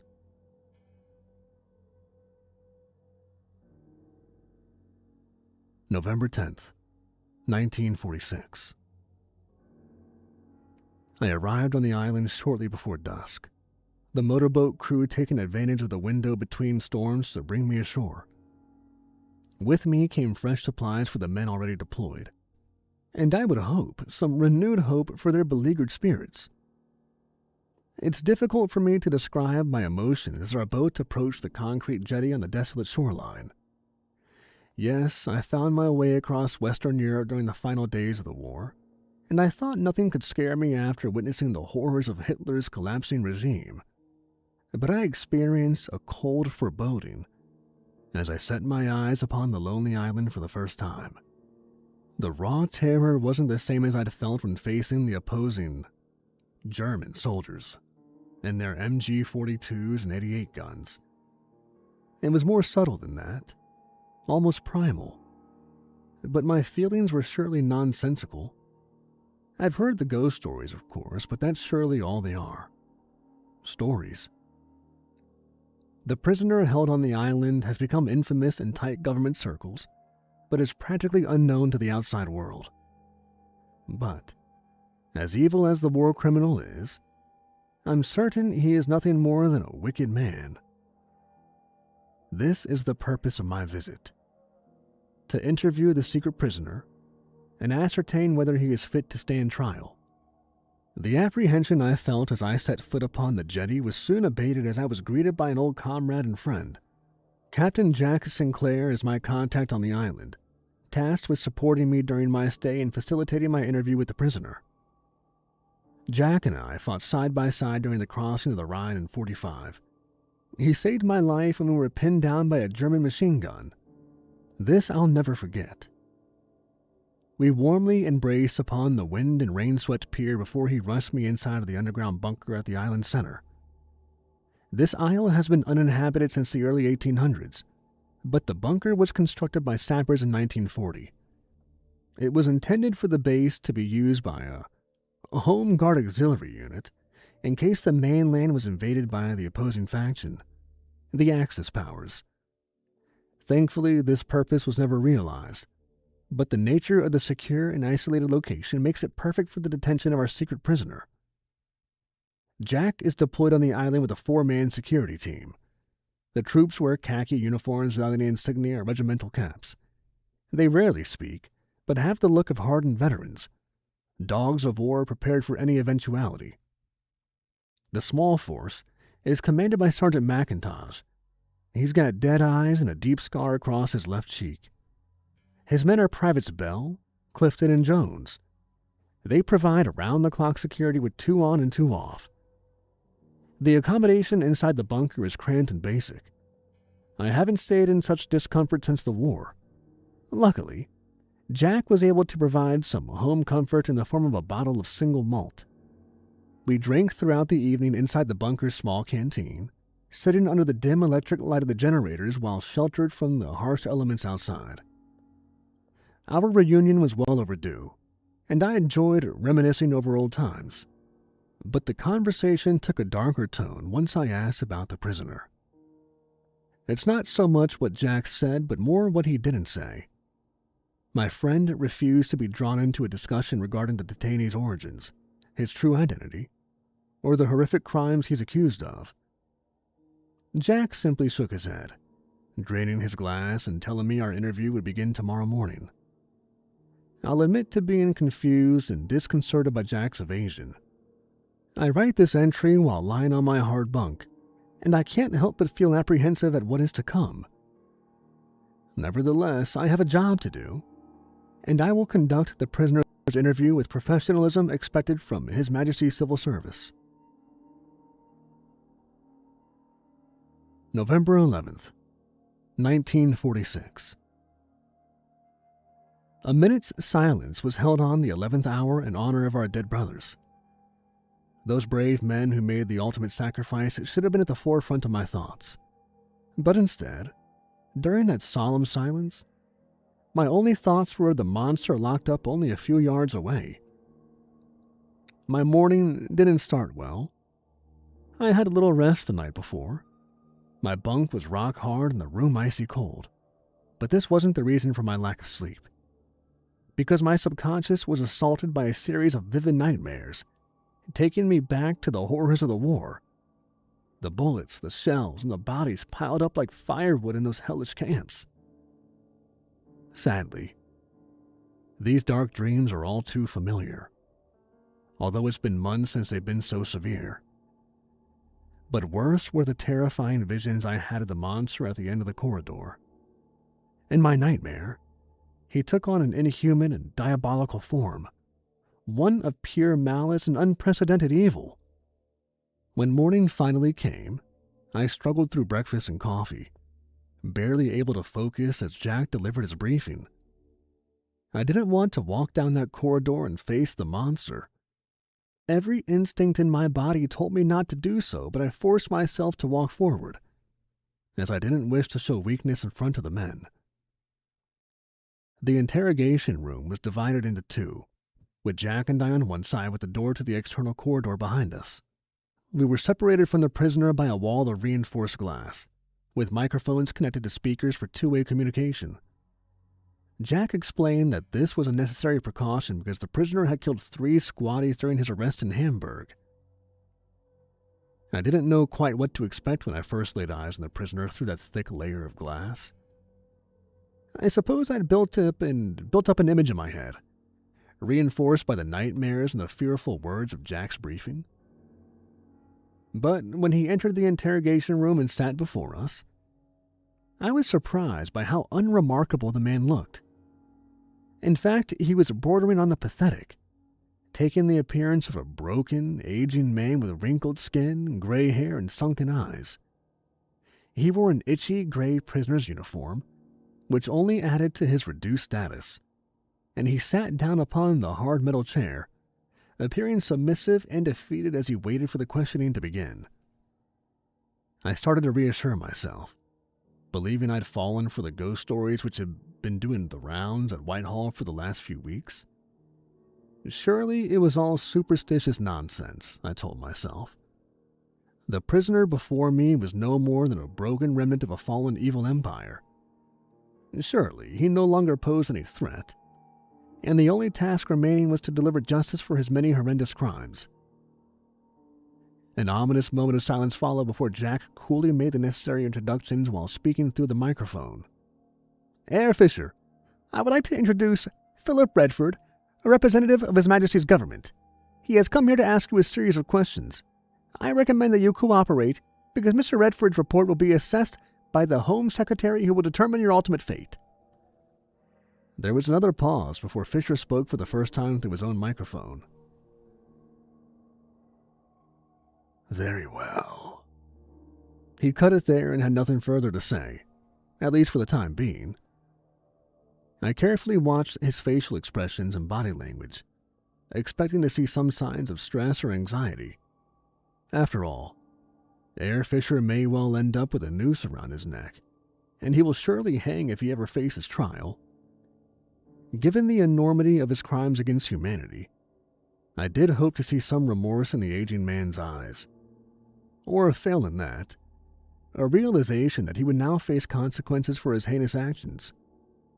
But sadly, I was disappointed, because when I looked to the German's wrinkled face, all I saw were cold and emotionless eyes. I took a deep breath, composing myself as I retrieved the notes from my briefcase and began my questioning. So, Herr Fisher, we have had some difficulty in tracing your family history. Yes, Fisher stated without elaborating. I realized I would need to work hard to get any information from the prisoner. Fisher was not your original name, was it?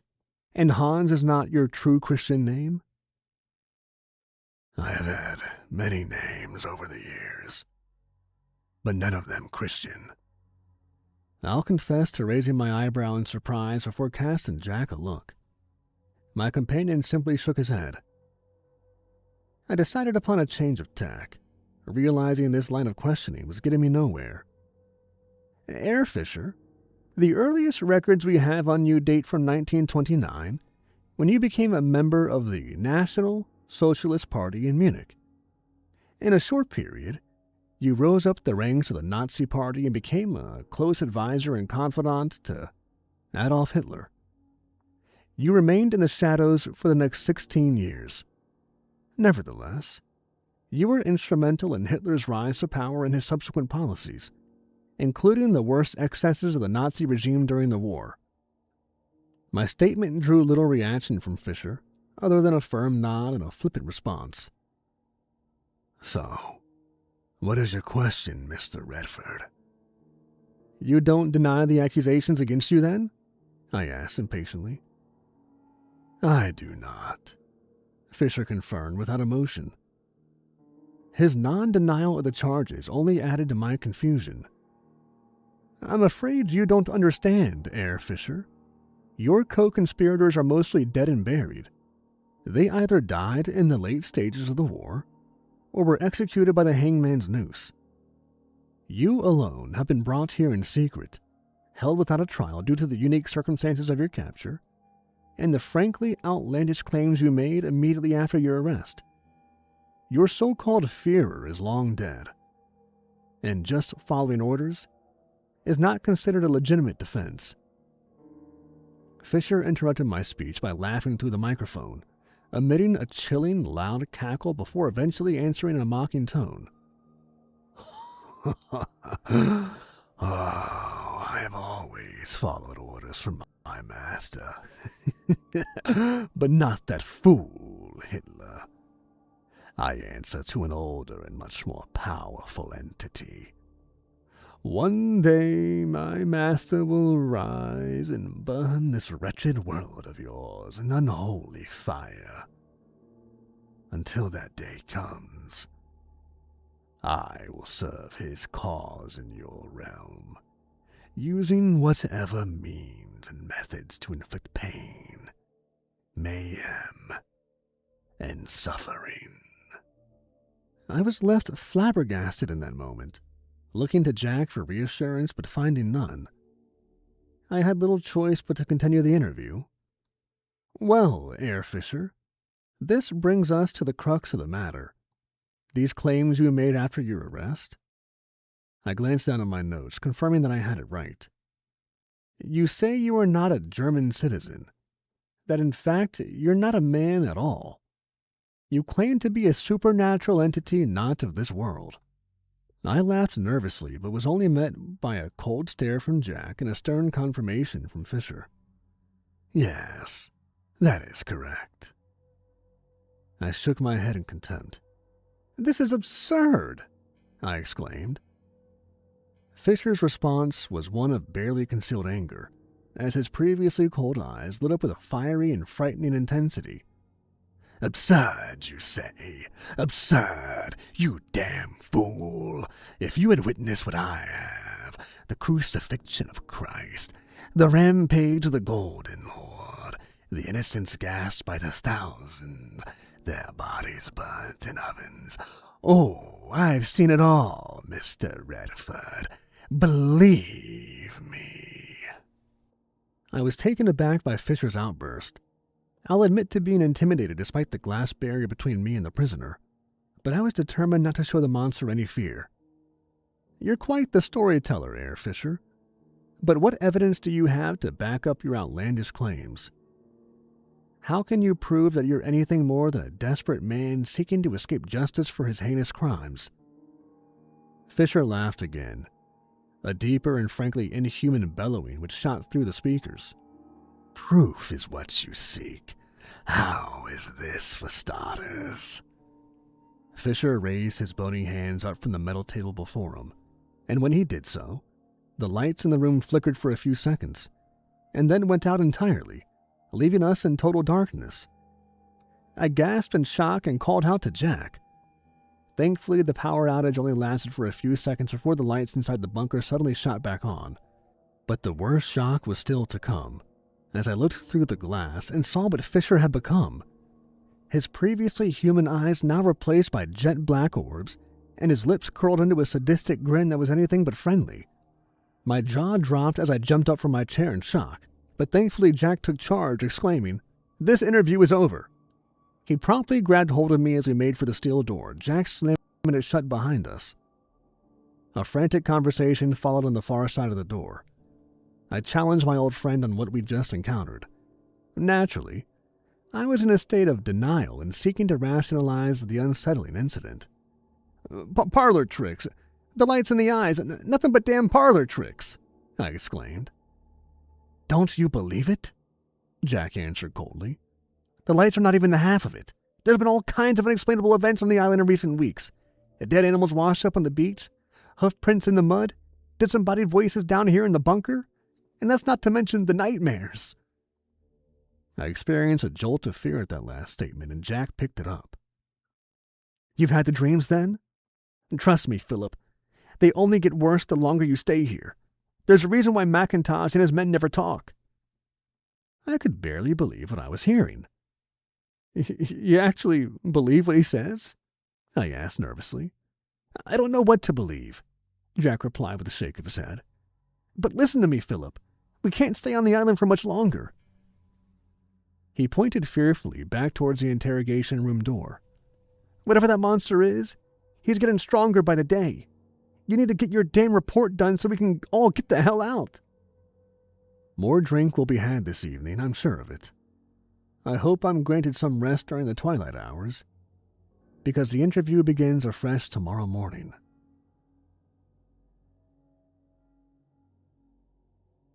November 12th, 1946.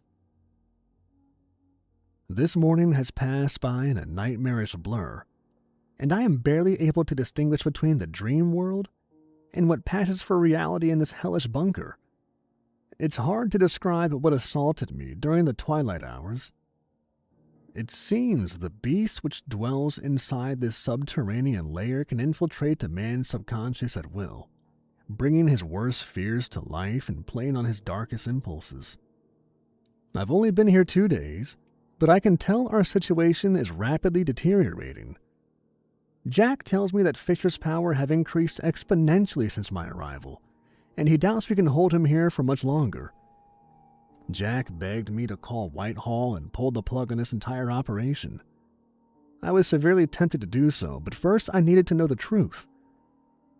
I went back into the interrogation room at dawn despite Jack's strong objections. McIntosh stood at the door holding a silent vigil with his Sten gun in hand, his eyes dead and almost devoid of human emotion. Fisher's eyes had returned to normal, and there were no tricks with the lights during that session. Still, I couldn't help but detect a smugness in Fisher's thin face as he greeted me from behind the glass. I no longer doubted his claims. Not really. The awful visions which invaded my exhausted mind have surely confirmed his terrible power. But still, I didn't fully understand. Or perhaps I just needed confirmation of my worst fears. You're not a man? I asked softly, barely able to hold his monstrous gaze. I am not. What is your true name? Was my next question, spoken down the microphone through trembling lips. The monster's sick grin widened and his voice deepened as he replied. I have gone by many names over the centuries, but you may call me Abaddon.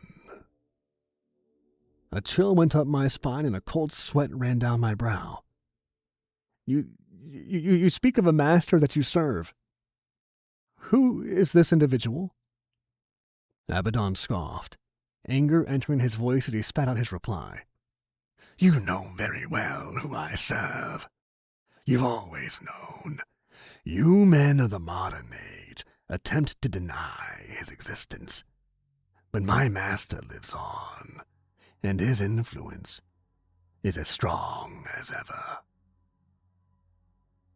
I took a deep breath before asking my next question. You speak of influence.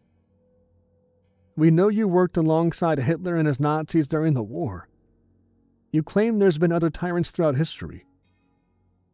If what you say is true, this means you're responsible for corrupting the hearts of men. You and your master forced them to commit crimes of unspeakable evil. No, Certainly, I have used my master's influence to push human history in a certain direction. But in truth, there is little effort required. The true darkness dwells within the hearts of men. War, conquest, annihilation. These are the acts of mere mortals. The cruelty and savagery are all yours. My heart sank in that moment as the terrible truth hit home. I felt physically unwell and couldn't bear to stay in the room a moment longer. I have to put in a call to Lewis requesting a boat to evacuate us from the island. They'll send relief as soon as the weather permits. Right now, I can hear the heavy rain and wind pouring against the concrete walls. But the storm is nothing compared to the horror barely contained within this godforsaken bunker. We must get off this island before it's too late. November 12, 1946. Afternoon. This may well be my last entry as I write with a shaking hand, fighting back the pain. The end came so quickly, and not in the way we expected. A burst of automatic gunfire abruptly woke me from my midday slumber. My instincts kicked in as I jumped up from my bunk and reached for a weapon I didn't have. There were further gunshots and screams from the corridors before Jack rushed in, his service revolver drawn and a wild look in his eyes. "Philip, on your feet, lad!" he shouted. "Well, what the hell is going on?" I asked frantically. "It's McIntosh! He's lost the bloody plot!" We barged out into the corridor, only to find our path blocked by the crazed sergeant, blood on his shirt and his barrel smoking as he reloaded his Sten gun. "Quick, get to the interrogation room and lock yourself in," Jack ordered. I obeyed my friend's instructions, looking back in time to see Jack cut down by a burst of gunfire. As for me, I made it to the interrogation room but failed to get the door shut before a bullet struck me in the leg. I fell, screaming in agony as I collapsed to the concrete floor. I expected McIntosh to finish the job, but instead the sergeant ignored me, making his way to the second doorway which led to Abaddon's cell. I tried to call out, but the breath had left my lungs, and there was nothing I could do as the possessed McIntosh inserted the keys and opened the heavy steel door. Once the cell door was open, McIntosh dropped to his knees and bowed his head as if in prayer. And then Abaddon walked out and stood over him. I lay powerless on the blood-soaked floor looking up at the monster, whose eyes were once again jet black. His hand was now more akin to a claw, which he placed upon McIntosh's exposed head, forming a tight grip on the sergeant's skull before twisting and breaking the sergeant's neck like a twig. McIntosh's lifeless body collapsed in a heap, and Abaddon turned his attention towards me, fixating his black, shark-like eyes upon me while he grinned to reveal rows of long, sharp fangs. I froze in fear, feeling sure the demon would dispatch me next. I silently recited the Lord's Prayer and prepared for the end, but for whatever nefarious reason, the demon spared me, although he emitted a hellish, banshee-like wail which filled the bunker and brought terror to my heart. Abaddon was more beast than man now, and he was a prisoner no longer. Stepping over my limp body, the demon advanced down the corridor and ascended to the surface, crying out in frightful glee at his sudden freedom. It's been quiet for some time now. I've managed to stem the loss of blood from my wound and believe I can escape this bunker-turned tomb. I have no choice, because I'm the only one left. If I can make it to the jetty, I can still reach the boat and make it off this godforsaken rock. As for Abaddon Fisher, or whoever that monster really is, he can stay here and rot for all I care.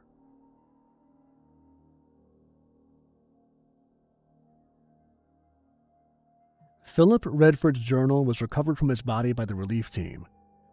He was found dead on the jetty, just yards from the water. The landing party noted how his face was drained of blood and his jaw was pried open in a silent scream. The boat's captain saw a dark figure observing them from a hillside overlooking the harbor. The unidentified individual disappeared from sight when challenged, but all the crew heard were animal-like roars from the island's interior. Lots were drawn, and one man was sent to check inside the bunker for survivors. He never returned to the boat. Facing a potential mutiny, the captain was forced to abandon the relief mission and return to the mainland. The British military have not made any attempt to return to the island since the 40s. There have been sporadic incidents over the years. The locals continue to avoid the region but speak of hellish wails emanating from the island shores, and hundreds of dead fish and birds inexplicably washing up on shore. In 1972, a fishing trawler was blown off course by stormy weather and struck rocks close to the island. The crew are said to have made it to the beach, but there was no rescue attempt, and none were ever seen again. Occasionally, a disturbed individual or cultist will ignore all warnings and set sail for the location. Most are caught by patrol boats before they reach the island, but some make it to shore and presumably find whatever dark force they were seeking.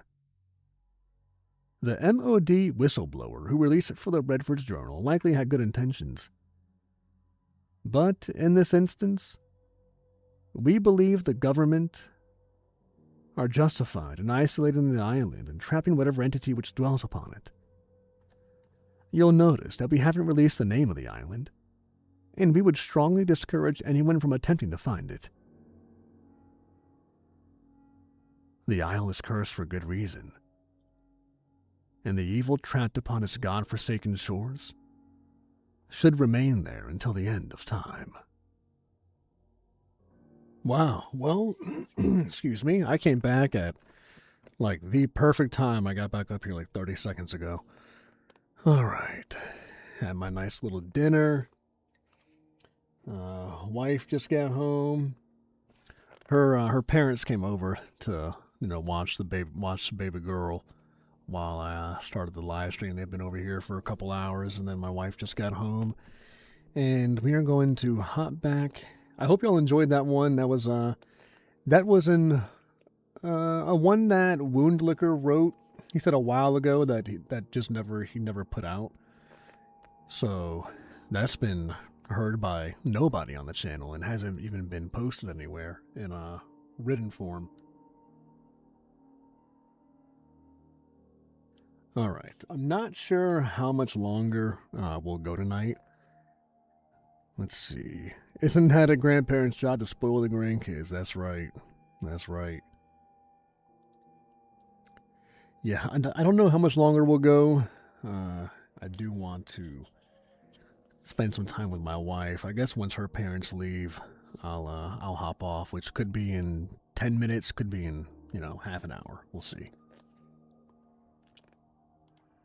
At 33,000, plane cutting through. Oh yeah.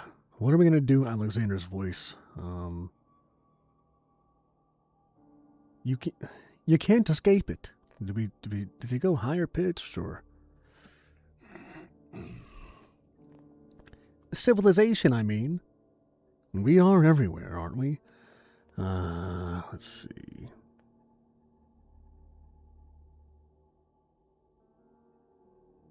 You can't escape it. Nah, I don't wanna.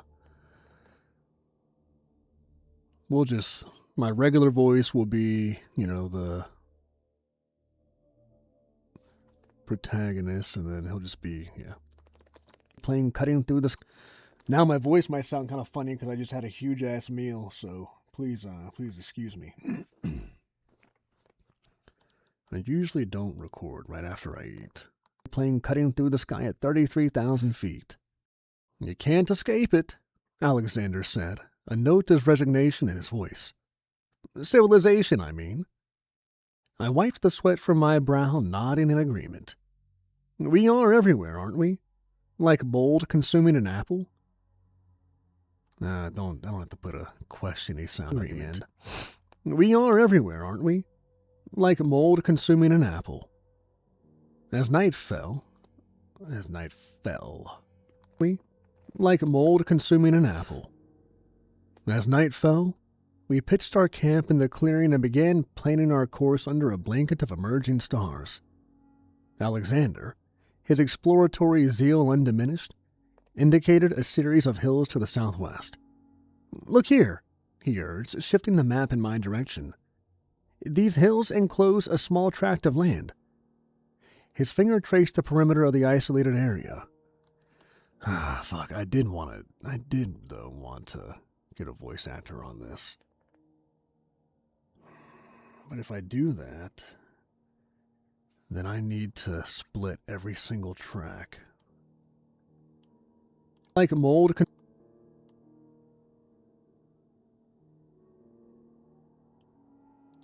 As we...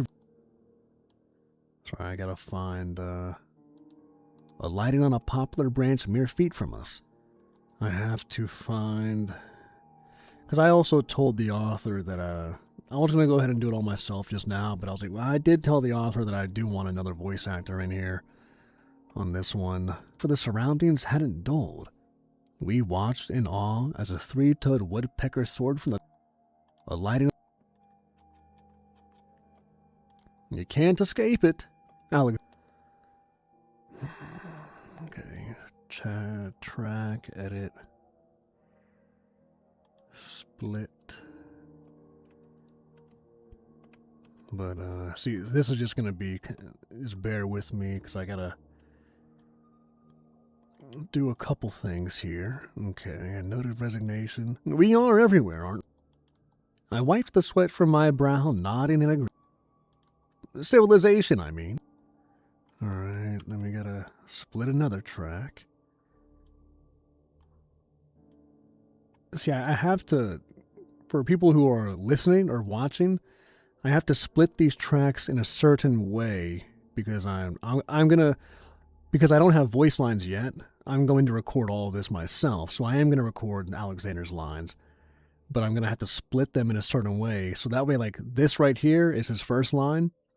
And then that way, when I go and edit and get other voice actor lines in here, I go, oh, okay, this is where Alexander's first line is.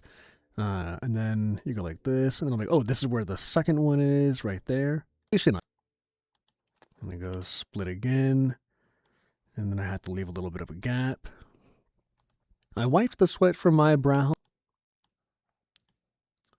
So that denotes every time I have to copy and paste somebody else in there. I mean an apple.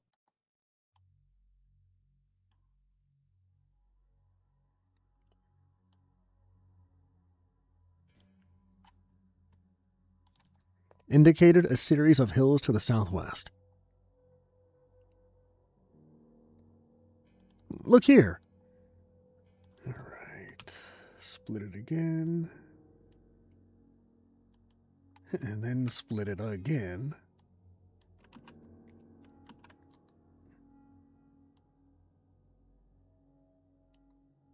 His finger traced the perimeter of the isolated area. These hills enclose a... Give it another split. Boop, boop, boop. Split-a-bee, split, split, split.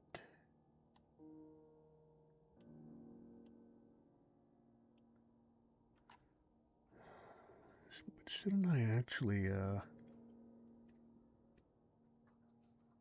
split, split. All right. Isolated area.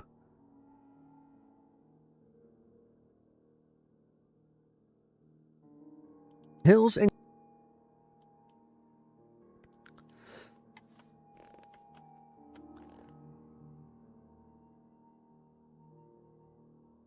It's like a hidden valley cut off from the rest of the forest. I say we go there. I scrutinize the area, a hint of reluctance in my voice.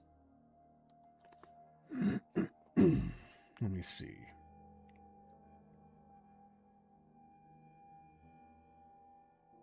Wow, Mom Cat. That is insane. And sorry, everybody, I missed everybody's chats for the last half hour. I had to keep my phone upstairs for the hotspot to work. That is a horrible accident. I'm sorry that happened to you. Whew.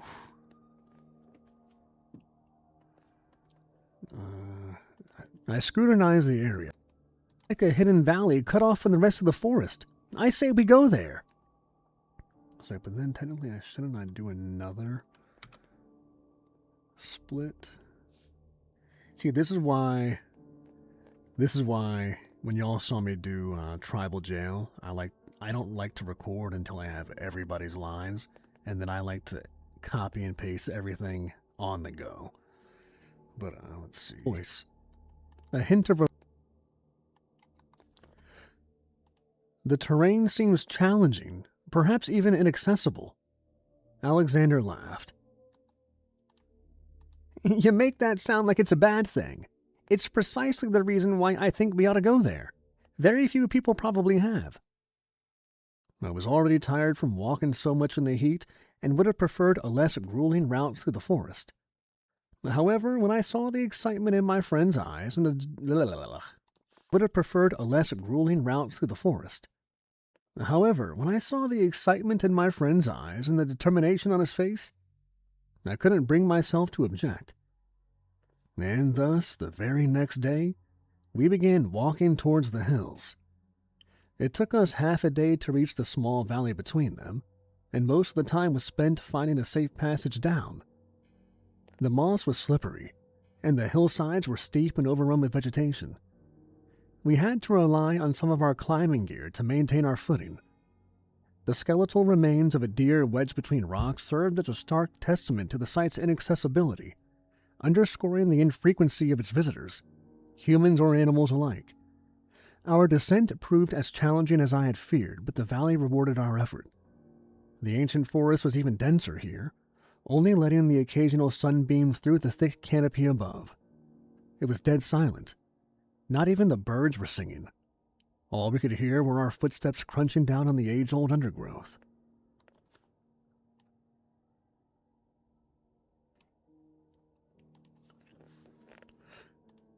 We didn't say a word as we carefully walked toward the center of this natural sanctuary. It was harmonious, yet in some abstruse way, uncanny. The narrow valley was permeated by a strange, paradoxical ambience. It was pure nature, yet unnatural, teeming with life, yet abandoned by the living. Navigating these grounds gave rise to a blood-curdling sensation of being trapped between two extremes, but I could not say what they were. Perhaps right and wrong, ordering chaos, or the known and the unknown, or maybe even life and death. All I knew for sure was that we both had the same feeling of having entered an everlasting twilight beneath the emerald ceiling of this living, desolate cathedral. The silence was finally broken by Alexander. Some of these oaks must be centuries old, he mused. Just consider the marvel of it. These majestic trees have been growing undisturbed throughout modern history. Perhaps, picture all of the events they've lived through. The 30 Years' War, the French Revolution.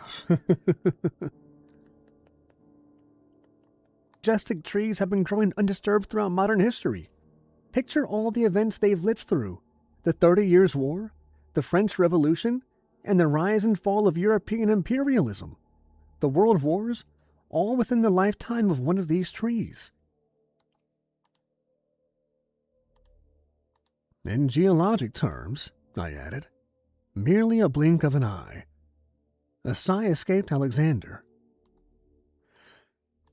It's tragic that the younger saplings here may not reach the longevity of these ancestral giants. After carefully weighing our options, Alexander and I chose a spot in the valley's heart for our tent, undeterred by the peculiar sense of unease we both shared.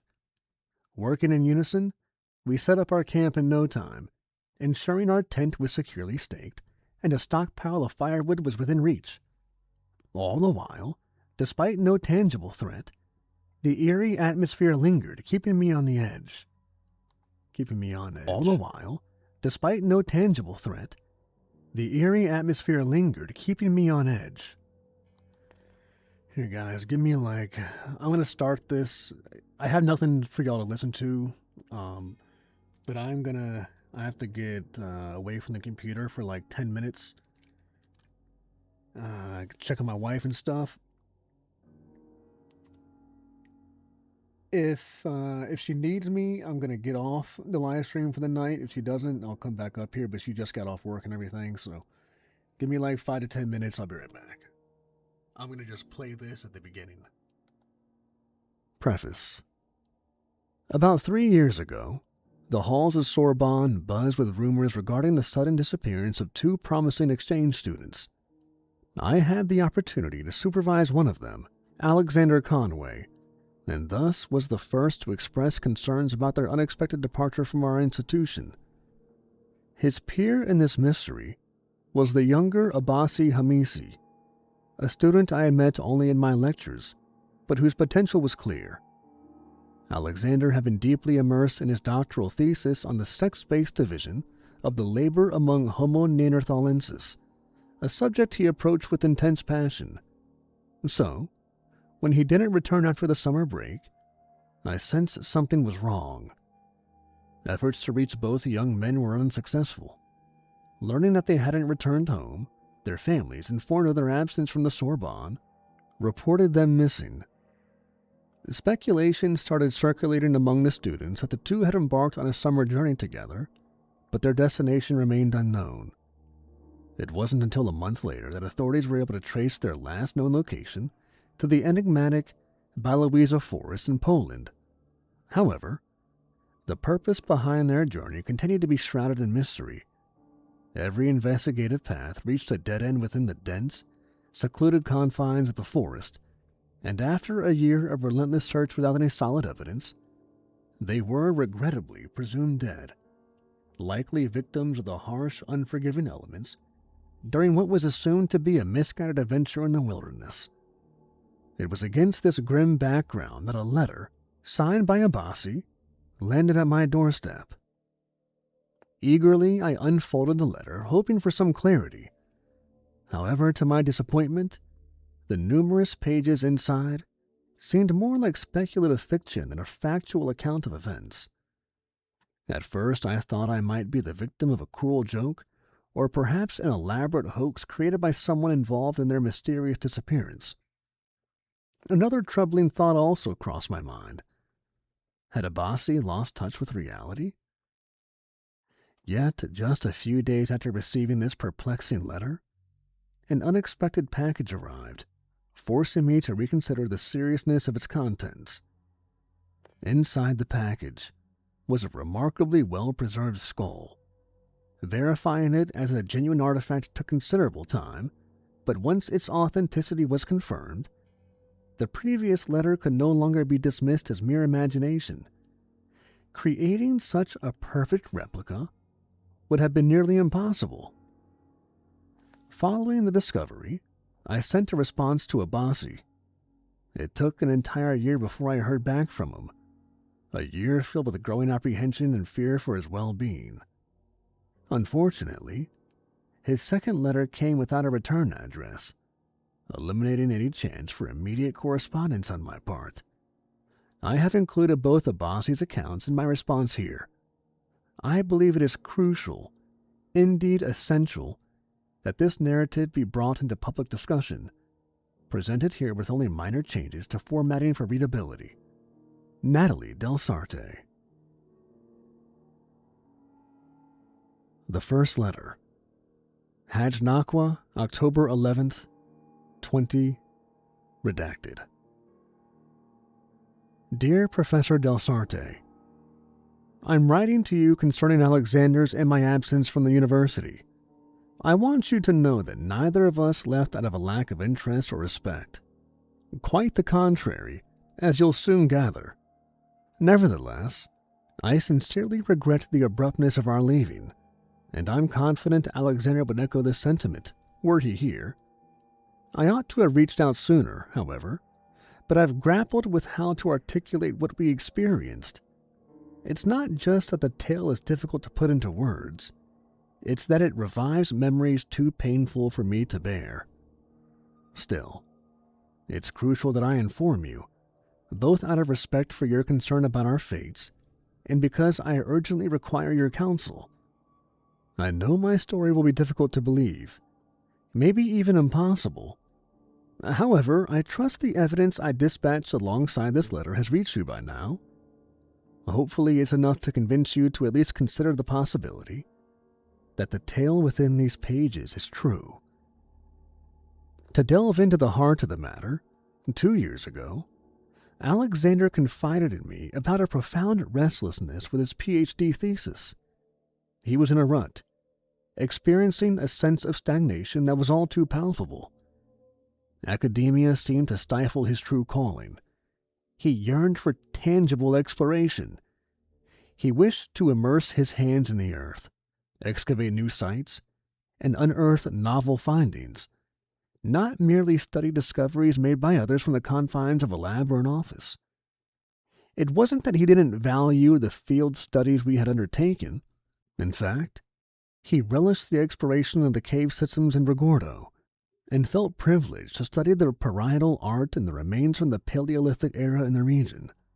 However, the majority of our time was spent indoors. For an adventurer like Alexander, this was an unsettling reality. He craved the outdoors, the thrill of the unknown. His frustration with the indoor nature of academia grew to a point where he couldn't bear spending his days buried in books and journals. This impatience was one of the key motivations behind his proposition for us to embark on a camping trip to the Białowieża Forest during our summer break. Our decision to explore the northern half of Poland was unconventional, considering most prehistoric findings were concentrated in the country's southern regions. Yet, we reasoned that even if our explorations proved fruitless, which was a likely outcome, the journey would still be an enriching experience. After all, venturing into the Białowieża Forest, one of the last and largest vestiges of the primeval forest that once sprawled across the European plain, was akin to stepping back into prehistoric times. Furthermore, the region's relative obscurity, compared to other more explored places, offered an intriguing possibility. Should we uncover anything, it might well be a discovery untouched by others. However, two significant hurdles deterred exploration in this region. First, stringent regulations designed to protect the natural heritage within the forest and its surrounding reserves presented near insurmountable obstacles to conducting excavations. Second, the dense trees and the thick litter blanketing the ground complicated the task of detecting signs of prehistoric human habitation. The first issue wasn't unmanageable. Our intent was to embark on large-scale excavations, but to engage in discreet exploration, a task we hoped to achieve by navigating the forest clandestinely. The second issue, however, was something we had to accept as it was beyond our control. Personally, it didn't vex me much. I wasn't necessarily expecting us to unearth anything of note. For me, the thrill of traversing one of the world's most captivating landscapes was enough. Alexander, though, harbored a flicker of concern over this challenge. Yet he clung to optimism, trusting his keen eye wouldn't fail him, as it had rarely done so in the past. We planned on staying in the forest for about 2 weeks and packed our bags accordingly. Aside from standard camping equipment, such as a tent and a camping stove, we also brought excavation tools, climbing gear, and caving equipment. We weren't counting on getting any use out of these special accessories, but we brought them along just in case. We arrived in mid-August, during what was turning out to be Europe's warmest summer on record, with no respite in sight. Yet the sweltering heat was a small price to pay for the spectacle that was the Białowieża Forest. It was as breathtaking as we had imagined. The thrill of our experience was amplified by our covert entrance. Hiking off-road allowed us to sidestep crowds and experience this vast, untouched forest through the lens of explorers, rather than mere tourists.